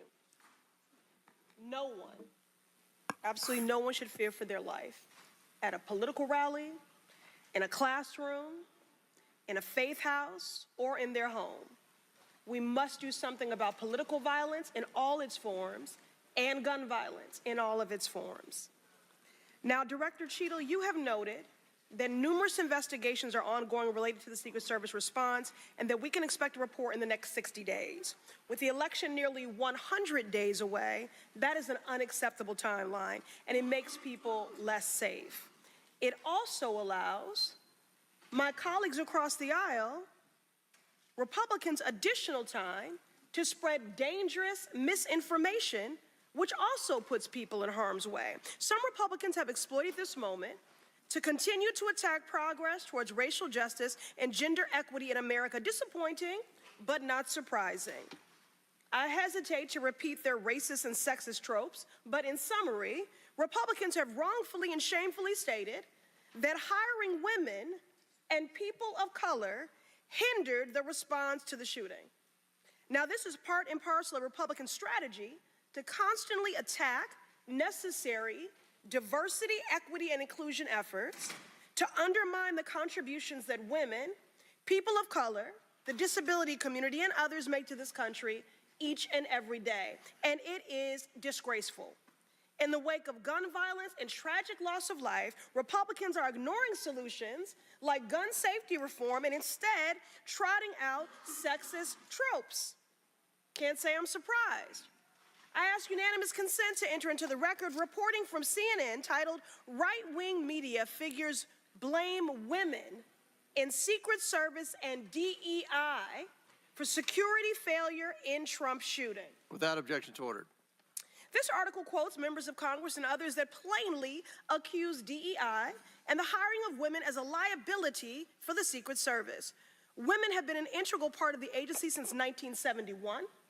And are held to the same standards as their male counterparts. To use them as a scapegoat during a time of crisis is shameful and it is dangerously divisive.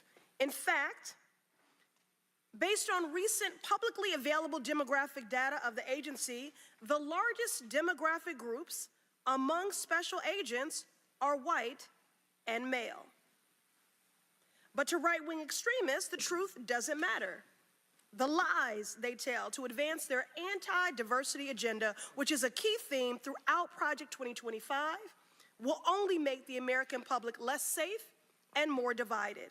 And every day, Director Cheatle, that you fail to give us answers, they are given more oxygen to make their baseless claims that women and people of color are responsible for tragic events.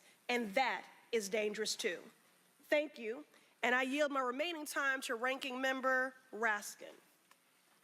Thank you to the distinguished gentlelady from Massachusetts, and thank you for those trenchant insights.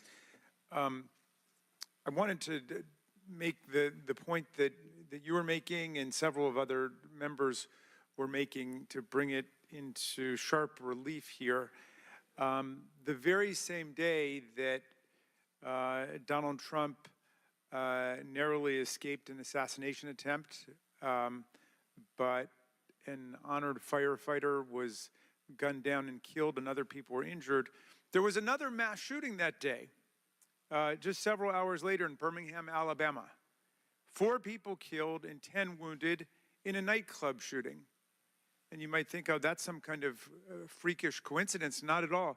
We have more than one mass shooting a day in America.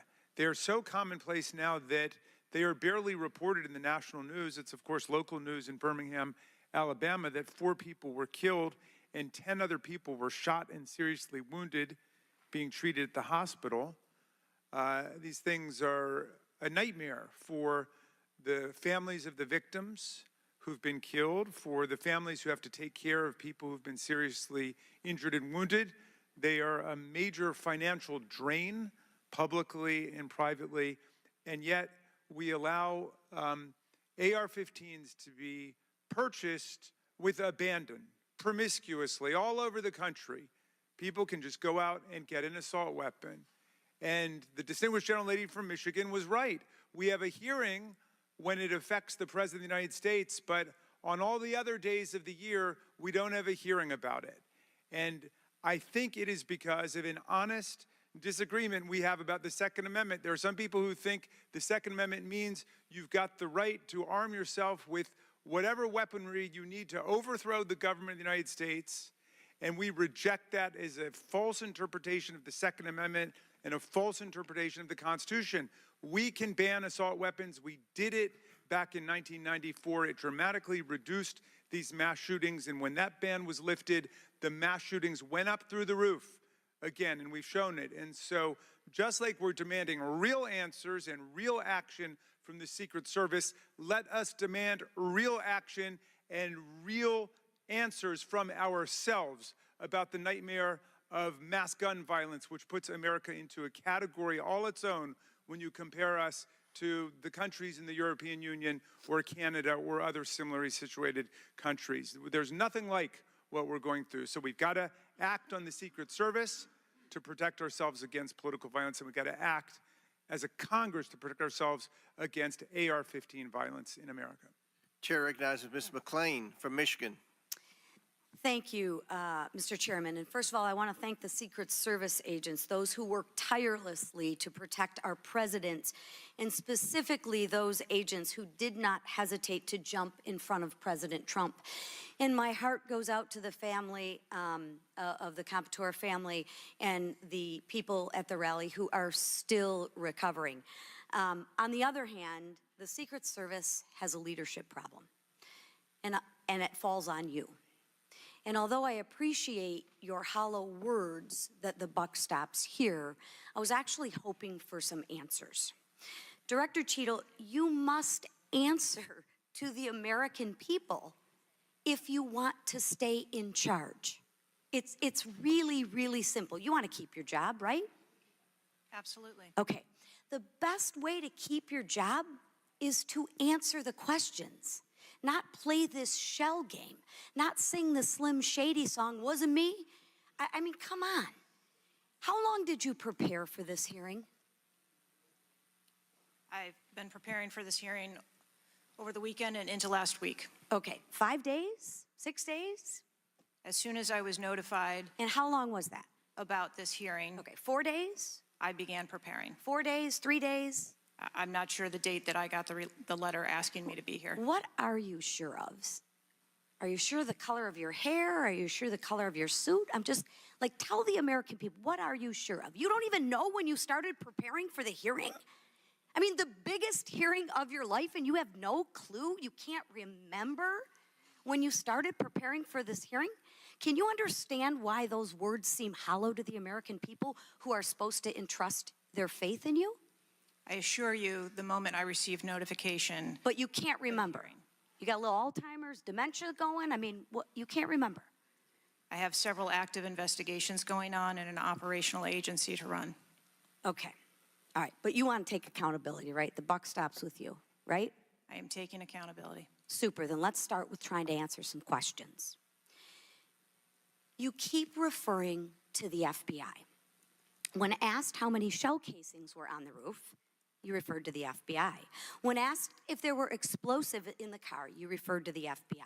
When asked if Crooks was acting alone, you referred to the FBI. See a common theme here? I can go on and on. My question is, who at the FBI should I speak with? Wait for it. Wait for it. The FBI is responsible for the criminal Is there a name? I'm not certain. I'm not certain. Who at All the right, here we go. FBI I'm is not running the certain. I don't know. Let me ask a different question. Have you been in communication with the FBI? Yes, I have. With whom? I speak with the director and the deputy director. Okay. And what have they shared with you about this investigation? So I'll give you an opportunity to answer again. Did they share with you how many shell casings were on the roof? They have shared with me the evidence. Did they share with you how many shell casing were on the roof? Yes. Okay, how many were there? I would refer to the FBI for their How investigation many were there? and their information that they need to share in their investigation. So they've shared the information with you. You just don't want to share the information with us, correct? We have concurrent investigations that are going on. So they have shared this information with you. You know the answer to the question.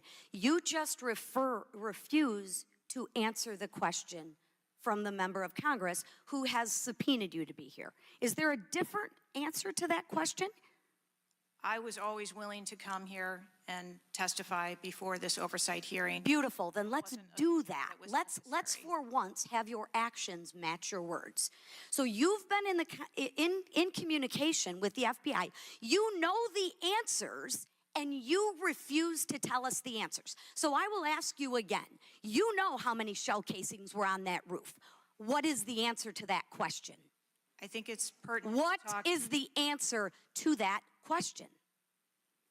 I think it's pertinent to talk to you about the information that the Secret Service has and that the Secret Service knows related I'm to the asking events you on an that day. answer to the question. If you're supposed to be in charge, if the buck stops with you, how come you can't share the answers? What are you covering up? What are you hiding, my friend? I'm not covering anything up. Then why can't you answer a simple question? I would leave it to the criminal investigation to answer questions related to that. When you talk to the FBI and you ask them how many explosives, well, let me ask you, did you ask them how many explosives were on the roof? Did they answer that question? Or in the car, excuse me. Did they answer that question for you? Yes. Yes. So you know the answer to that question that my colleagues have asked you. But again, you refuse to give us the answers. You're playing this wasn't me. Well, I submit to you, if you can't, and it's not a can't, it's a won't. It's not a can't. It's not a I don't know. It's a I choose not to answer the question. Well, let me tell you, Ms. Cheatle, if you're going to lead, you need to lead. If you want to be in charge, then answer the question or step aside and have someone with the courage and the guts to answer to the American people the questions that they deserve answers to. And with that, I yield back. Chair now recognizes Ms. Boebert from Colorado. Thank you, Mr. Chairman. I'm going to continue down that vein. You have been here sitting today, Director Cheatle, definitively able to dismiss erroneous information and speculation. However, you are refusing to answer questions that we now know that you have the information for. You are saying that you are wanting to answer questions that the Secret Service has information to. Well, ma'am, you are the Secret Service. You are the director. You have said that you are the best for the job. So I'm going to ask you some questions now knowing that you do have answers from the FBI, whom you have been passing the buck to this entire day. And I'll start with something that, you know, maybe the FBI doesn't know because it has to do with you personally. You said you spoke with President Trump after the assassination attempt, and I want to know, did you apologize to him directly for nearly having President Trump killed? Yes, I did. I appreciate that. I appreciate that you recognize that this was your failure. Now, since the assassination attempt, you are under oath, reminding you, have you communicated with anyone at the White House on an encrypted messaging app like Signal? Yes or no? No, I have not. Are you willing to surrender your personal phone for analysis? If I am required to do so. Okay. I will look into making that request because I would like to see your personal phone to see if you're communicating over encrypted messaging apps. Have you ever turned down enhanced security requests from Donald Trump's detail, his special agent in charge, Sean Curran? Have you ever turned that down? No, I have not. Have there been, has your team, has the Secret Service? Maybe not you personally. I believe, as I mentioned earlier, there are times when requests are made for And you have assets, denied them. They have been denied. and a denial doesn't Has the Trump necessarily campaign mean- made requests for additional assets that have been denied? Denial doesn't mean vulnerability. Have there been additional requests for enhanced security at Mar-a-Lago? We have made a number of enhancements to. You confirmed that there were security. bomb-sniffing dogs that were provided.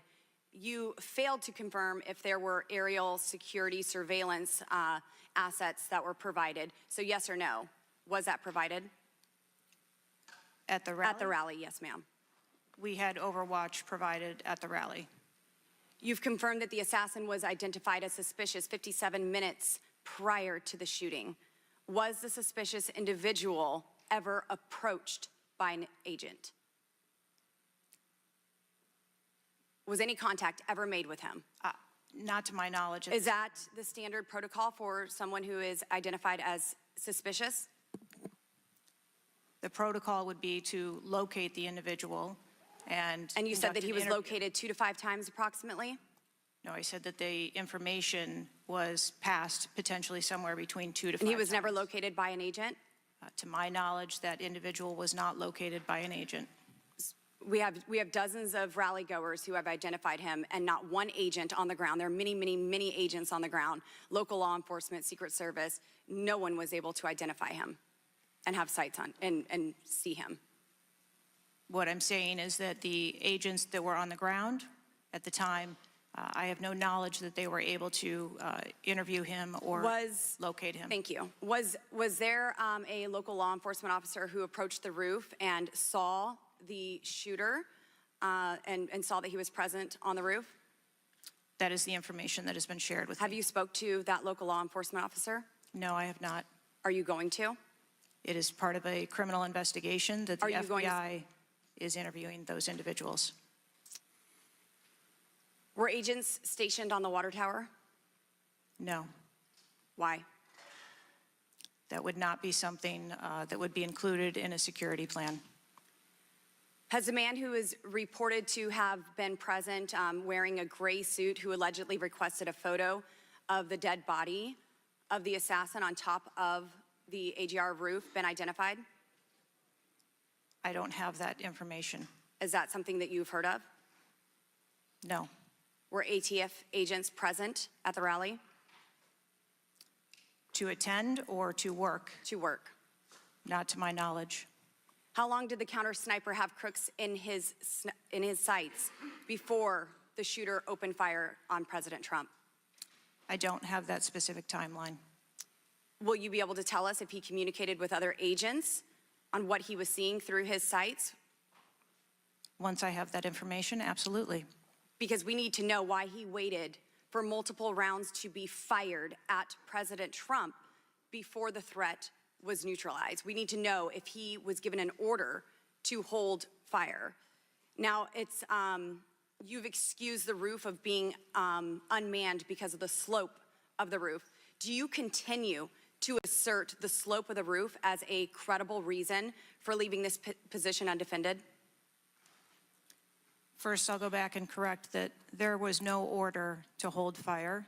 Our agents and officers have the ability to neutralize a threat at the time So you that don't they know, see it. I'm sorry, you don't know the communication that was taking place or how long he had admitted sites because you haven't spoke to him, but you do know that there was no order to hold fire. I can tell you the way that our personnel are trained. They are trained on the use of force scale, that when they see a threat, they are authorized to neutralize that threat. They don't have to ask for permission. You excused the roof being unmanned because of the slope. Do you stand by that assertion? The roof was not covered with an individual on it because there was overwatch provided. Apparently not. No, there was no overwatch provided. This is very evident. President Trump was shot. A man died. There was no oversight provided. I find this rather maddening, especially now knowing that you do have answers from the FBI, who you have been passing the buck to this entire hearing, not answering a congressional hearing, members of Congress, while you are under oath and under a subpoena. I find it maddening that the director, that our country has come centimeters away from oblivion under your watch. You have answers. You are refusing to give those to us, directing us to the FBI, and this entire thing is a waste of time. You are responsible for the loss of a life and the shooting that took place on President Trump. You do need to resign. This is bipartisan. You need to be fired. You do not need to hold this position. You are not the best for this job. I am over my time, but I cannot tolerate your watch any longer, and I'm going to continue to call daily for you to be removed from your position, ma'am. Chair recognizes Mr. Fry from South Carolina. Thank you, Mr. Chairman. Director Cheatle, how long have you been with the Secret Service? 29 years, right? That's correct. And how long have you been director of the Secret Service? Just under 2 years. During your tenure as director under the Secret Service, I know we're here today to talk about the assassination attempt on President Trump, but how many other security lapses have occurred with protectees under your watch? I don't have a specific number, but there have been some lapses. There have been other lapses. Was one of them Jake Sullivan? Yes, sir. What happened there? There was an individual who was able to access Mr. Sullivan's residence. His residence? A protectee, somebody was able to break into his house. And what happened? Did anyone get fired because of that? There were individuals who have been reassigned. Reassigned. What other steps have taken? What I'm seeing, what other incidents have occurred other than Jake Sullivan?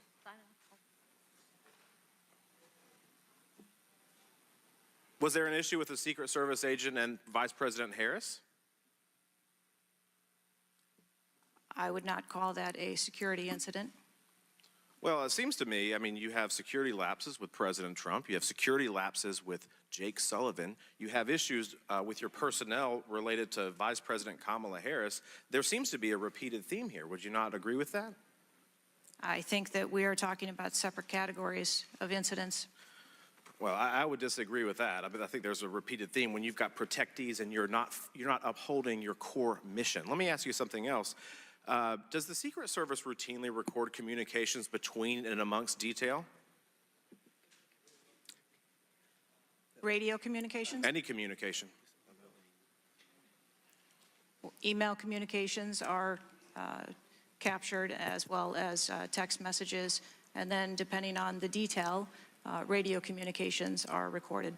Does the Secret Service have recorded communications from the July 13th event? We do not have radio communications from that day. But you have text messages? We do have emails and text messages. Emails, okay, great. Does the head of the Trump detail or someone else embedded in this detail have command decision-making authority, or do they need to seek authorization from someone outside that detail? The head of the detail has the decision-making authority for things that are necessary for that detail. Is that standard for protection details? Yes, it is. Okay. Let me ask you something. During campaign events, is it common for the Secret Service to utilize other agencies? Yes, it is. What other agencies would be providing assistance to the Secret Service? There are a number of other agencies that provide assistance to the Secret Service during campaigns. We utilize personnel from the Department of Homeland Security. We utilize personnel from the Department of Defense. and we utilize local law enforcement partners. Are you on the same radios? Do you provide the radios to all the assets that are taking part in protection of an event? We provide radios to the personnel from the Department of Homeland Security that are assisting us. But not local law enforcement? Local law enforcement is working on their own radios. Are you on the same frequency? We ensure that we have counterparts in the security room, and so the local law enforcement will place one of their personnel in the security room with our personnel so that we have interoperability communications. Let me ask you something just about the timeline, because I think this is really interesting that we can't nail that down. I mean, I think there are lay people out there with more knowledge about the timeline than you seem to come before a subpoena in front of Congress. Was Mr. Crooks observed at the AGR building prior to the shooting? He was observed on the grounds outside of our perimeter prior to the shooting. At approximately what time was that? You don't have to give me the specific minute, but at approximately what time was that? I believe it was about 45 minutes or so prior to. Did the sniper team take a photo of Mr. Crooks? The local team did, yes, So it was a local team and not a Secret Service sniper? that took the photo. Okay. And did he relay that photo to Central Command? Again, it's an active ongoing investigation, so I want to make sure that I'm factual with the route that that photo took and who that was disseminated to and when. What time did when did Mr. Crooks' status go from a suspicion, a person that was under suspicion, to a threat? When did that happen? And maybe not even a specific time, Director Cheatle, maybe a certain event that happened that transformed him from a person of suspicion to a threat. When did that happen? To the best of my knowledge, based on what I have been told thus far, it's approximately 5 minutes to where individuals relayed that there was an incident being worked at the 3 o'clock of the president. So former that was, president. but it was before the shots were fired? That is correct, but again, it was not phrased as a threat. It was just that something was being worked. Yeah, but my question is, when did he become, when did he transform from suspicion to threat? Because they're treated very differently. People can be suspicious, but they're not a threat until a certain point in time. So when did that happen? I believe that it was seconds before the gunfire started. Seconds. My gosh, we actually have a few questions that we got answered today. Listen, I'm going to wrap up here, Mr. Chairman, but here's the frustration that people have. The buck stops with you. You've said that yourself. But the problem in Washington, D.C., it is the only town in America that you can be so bad at your job that you actually get a promotion or don't get fired. You have not been able to answer the number of agents, whether or not requests were denied on additional security, whether or not law enforcement were able to engage before the shooting with the assassin, how he got on the roof, how the rifle got on the roof. You can't tell us how many shots he fired, whether the casings were recovered. You can't tell us anything about his cell phone. You can't tell us whether the rally was supposed to be postponed, given the intelligence that you were receiving. You can't tell us whether the car had a bomb. You can't even tell us his motive. And the American people are incredibly distrustful because it has taken 9 days to even get a scintilla of evidence out of you. Maybe if I was CNN or ABC or NBC, I would have gotten much more thorough and accurate information, but we have not received that in a subpoenaed hearing in front of this Congress. That is why the American people are frustrated, and I echo the bipartisan calls on this committee and all across this country that you should resign, or maybe when the president wakes up from his nap, he can fire you. Thank you, Mr. Chairman. Chair now recognizes Ms. Luna from Florida. Director Cheatle, can you please give me the names of the individuals who are in charge of your conduct for the rally? I'm not going to release names. Can you give me the today. titles? And how many individuals? No. Nothing? We had a full advance team that was responsible Who for are the, advancing how many the site. people are the final approval authority? There are a number of people Can you that give me a are number? engaged in approving Can you the give me plan. a number? No, I do not have Okay. a firm number. Can you just confirm whether or not, I understand this is an open investigation, but in order to dispel conspiracy theories, have you guys been able to subpoena the shooter's Discord records, or has the FBI, to your knowledge? I believe that the FBI is working on those. Okay. Is it factual to say that you have not ruled out that the shooter was working with other people or persons? Again, the FBI is conducting the criminal investigation into Can the you, shooter. at least in an effort to dispel conspiracy theories, can you confirm or deny that? At this time, we do not have that there were any other people engaged. So you believe he was acting alone? I do. Okay. Have you been made aware of multiple eyewitness reporting that there was a second shooter on a water tower? I do not have any information related to any second shooter. Okay, the reason I asked that is because according to testimony from multiple witnesses, they did report that. And again, to my understanding, there were over 40 sniper teams that were briefed by the Butler ESU. And I want to make sure that people are aware, if you're saying that there's not another shooter, that we are able to clear that information, because from this whole entire briefing, it doesn't seem like much information has been able to get out to the American people. So I'm trying to dispel rumors, as I'm sure you understand. Was it true that Secret Service was present at the Butler ESU briefing? There was a briefing between the counter sniper teams that were working on the Secret Service ground. present? Yes, to my knowledge. Okay, I want to read you a report from people that seem to be throwing you under the bus and stated that they were in attendance and that Secret Service was not in attendance at the security briefing, according to individuals with knowledge, to also include that the AGR building where the shooter Thomas Matthew Crooks was located was actually not a part of their security perimeter for that. So there was not Secret Service present. It seems as though that when you were asked earlier from Rep. Kristamorthy about whether or not Secret Service was aware of a threat, you had said no, they were unaware of a threat. And yet, according to communications, again, from law enforcement that were in some of these group chats, they actually had reported that Secret Service was made aware of a threat at around 5:59 p.m. as a part of the command, including Secret Service, aware of messages and requests about information about the suspect's location. Can you please tell me if you have knowledge of that at all? Again, I think we're conflating the difference between the term threat and suspicious. But you guys did have knowledge at 5:59 p.m. according to those group chats, did you not? Of a suspicious individual. Okay. Chairman, in my opinion, according to some of the testimony today, I feel that you have perjured yourself in some instances. And so I'm going to ask for a full review of the transcripts by staff. And if you find that to be the case, I do ask that you bring perjury charges against the director.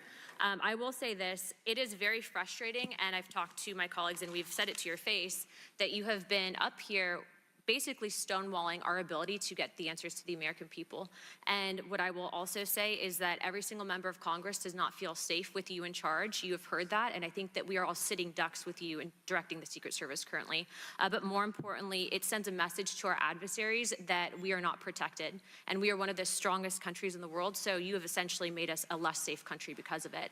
As a result of that, I'm asking you to formally step down. I share my same opinions as my Democrat colleagues, and I also think that your efforts to bring forward a full investigation and report in 60 days is unacceptable. And as a result of that, I'm going to do everything in my legislative toolkit to ensure that that happens sooner rather than later. And I'm sure that you know that we brought a vote on inherent contempt against Garland for essentially blocking a congressional investigation, and I don't think that you should be any different. So I will say that I am just completely disgusted by your performance today, and I understand that you're probably in a position where you're being told not to testify, which is why we had to subpoena you. I think that goes back to Garland. But again, that is part of the flushing that we need to get out of Washington, and I would be happy to assist in that process. Chairman, I yield the rest of my time. Chair now recognizes Mr. Langworthy from New York. Thank you very much, Mr. Chairman, and I appreciate you bringing this hearing forward with subpoena. Director, yesterday I made the decision to get my car and drive to Butler, Pennsylvania in preparation for this moment and asking you questions about the events of the assassination attempt on President Trump's life. I've done several presidential events prior in my career, and I wanted to see this site with my own two eyes because I don't believe the video footage tells the whole story or looking at things on a diagram. And I was absolutely appalled when I went to the site, when I saw the fact that I could have stood on the roof of that building, the AGR building, and hit that podium with a 9-iron, and I'm a lousy golfer. And the fact that that was not included in the perimeter is a complete dereliction of the duty of the U.S. Secret Service. I mean, there are very few rooftops that needed to be secured. And the fact that the Secret Service, as they were putting a site plan in place, did not think it was necessary to man those rooftops, you have completely walked away from your duties. You had one job, and that's to protect the future President of the United States or to protect all of the other protectees. And President Trump is only here today by God's grace because he had just something in him that made him turn his head just slightly, or we would be in a national period of mourning right now. And you have done nothing here today. I've rewritten these questions like 4 times during your hearing, and you haven't answered a damn one of them. You haven't given any information. You have hidden behind this FBI investigation, and I think you should be ashamed of yourself because you have brought more shame to your agency than I think that the assassination attempt has at this point. This is literally the worst performance I have ever seen in front of a congressional hearing. You have offered no reason for this committee, this body, or the American people to trust you or the Secret Service today. And you should resign. You have said that you've put new security measures in place after the assassination attempt. Can you tell us what those are? Because the American people want to know that you're taking real corrective measures. But today you've pointed to an investigation. Investigation or not, you still have a job to do with a zero-fail mission. But so far, there's been absolutely no accountability, and you've admitted that here today. Not one person's been suspended. Not one person's been put on a desk. Meanwhile, we've got the most contentious of elections in our nation's history, and protectees are in danger because of incompetent leadership. Not the agents. The agents piled on President Trump to protect his life. Those are heroes.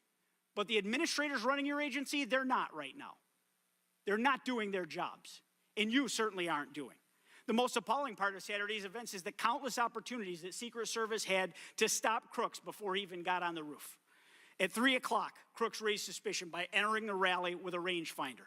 At 5:45, a cop with a Beaver County Emergency Services unit saw crooks eyeballing the roof at the AGR International Building. And then at 5:55, Secret Service was warned of a suspicious person and identifies crooks as a threat. This was all before shots were fired 15 minutes later. Director, yes or no, did local law enforcement alert the Secret Service about crooks' presence at the rally? Yes, they did.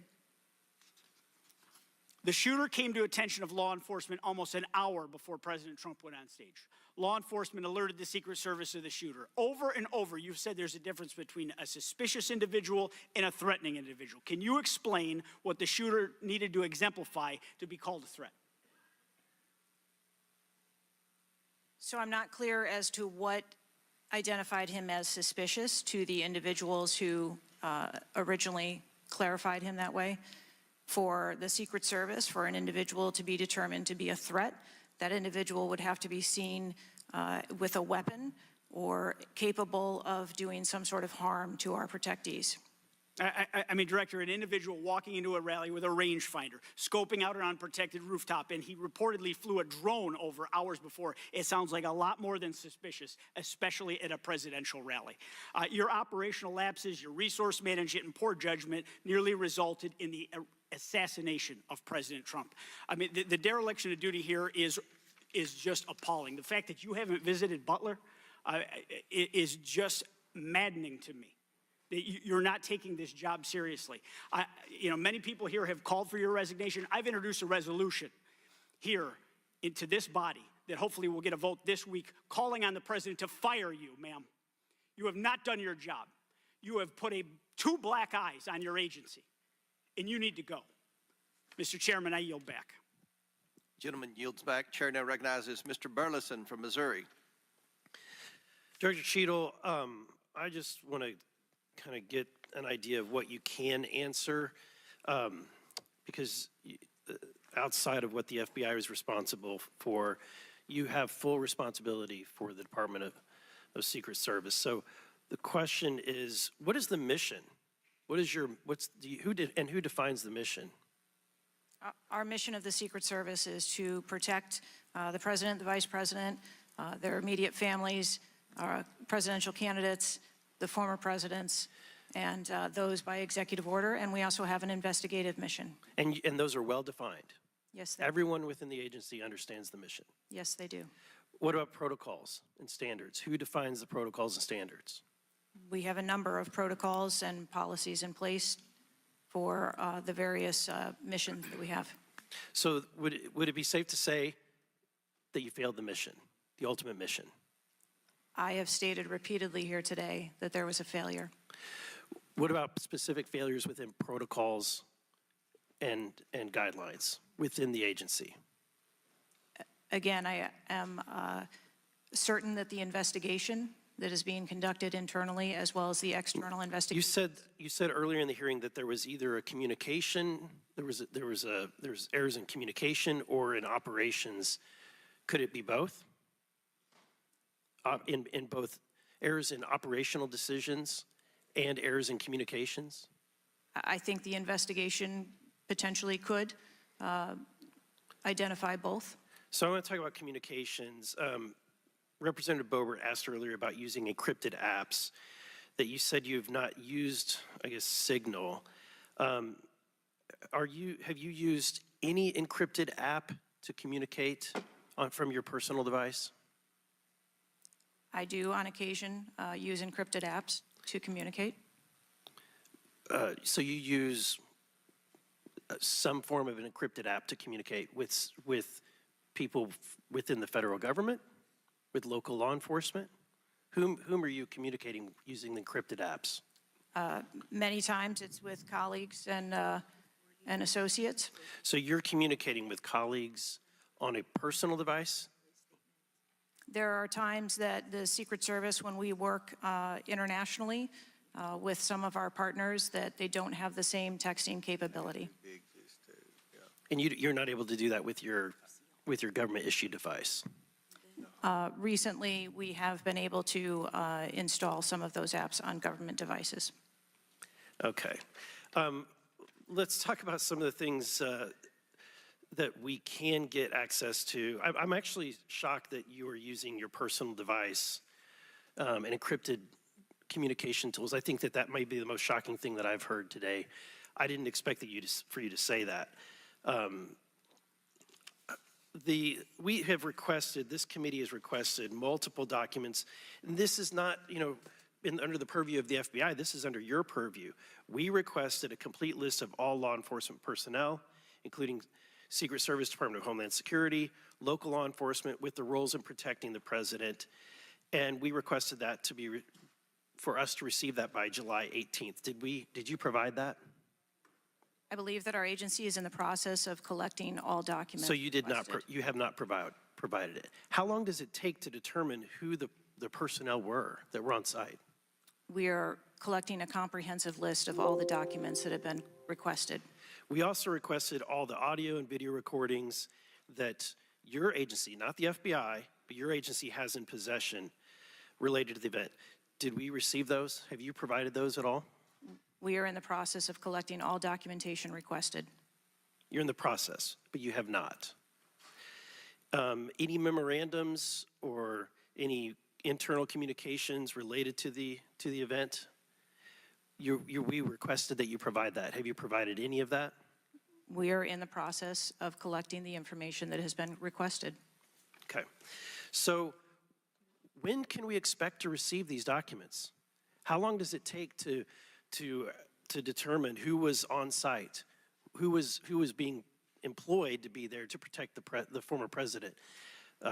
When can we expect that? How many days does it take to provide that information? We want to make sure that we have a comprehensive accounting of all of the documents that were engaged in that day, and we will make them available as soon as possible. I think transparency is the key here. It's shocking to me that we are communicating in a encrypted app to colleagues. I'm almost certain that violates some federal laws. I would like to clarify, you didn't ask me whether my communications were government work related or whether they were personally related. You're communicating with colleagues. I don't communicate government business with colleagues on a personal device. I communicate on my work device. Are you using an encrypted device on your work device? I am not. No encrypted apps? No, I do not. Okay. Thank you, Mr. Chairman. Chair now recognizes Mr. Waltz from Florida. Thank you, Mr. Chairman. Madam Director, please I'd like to direct your attention to this video.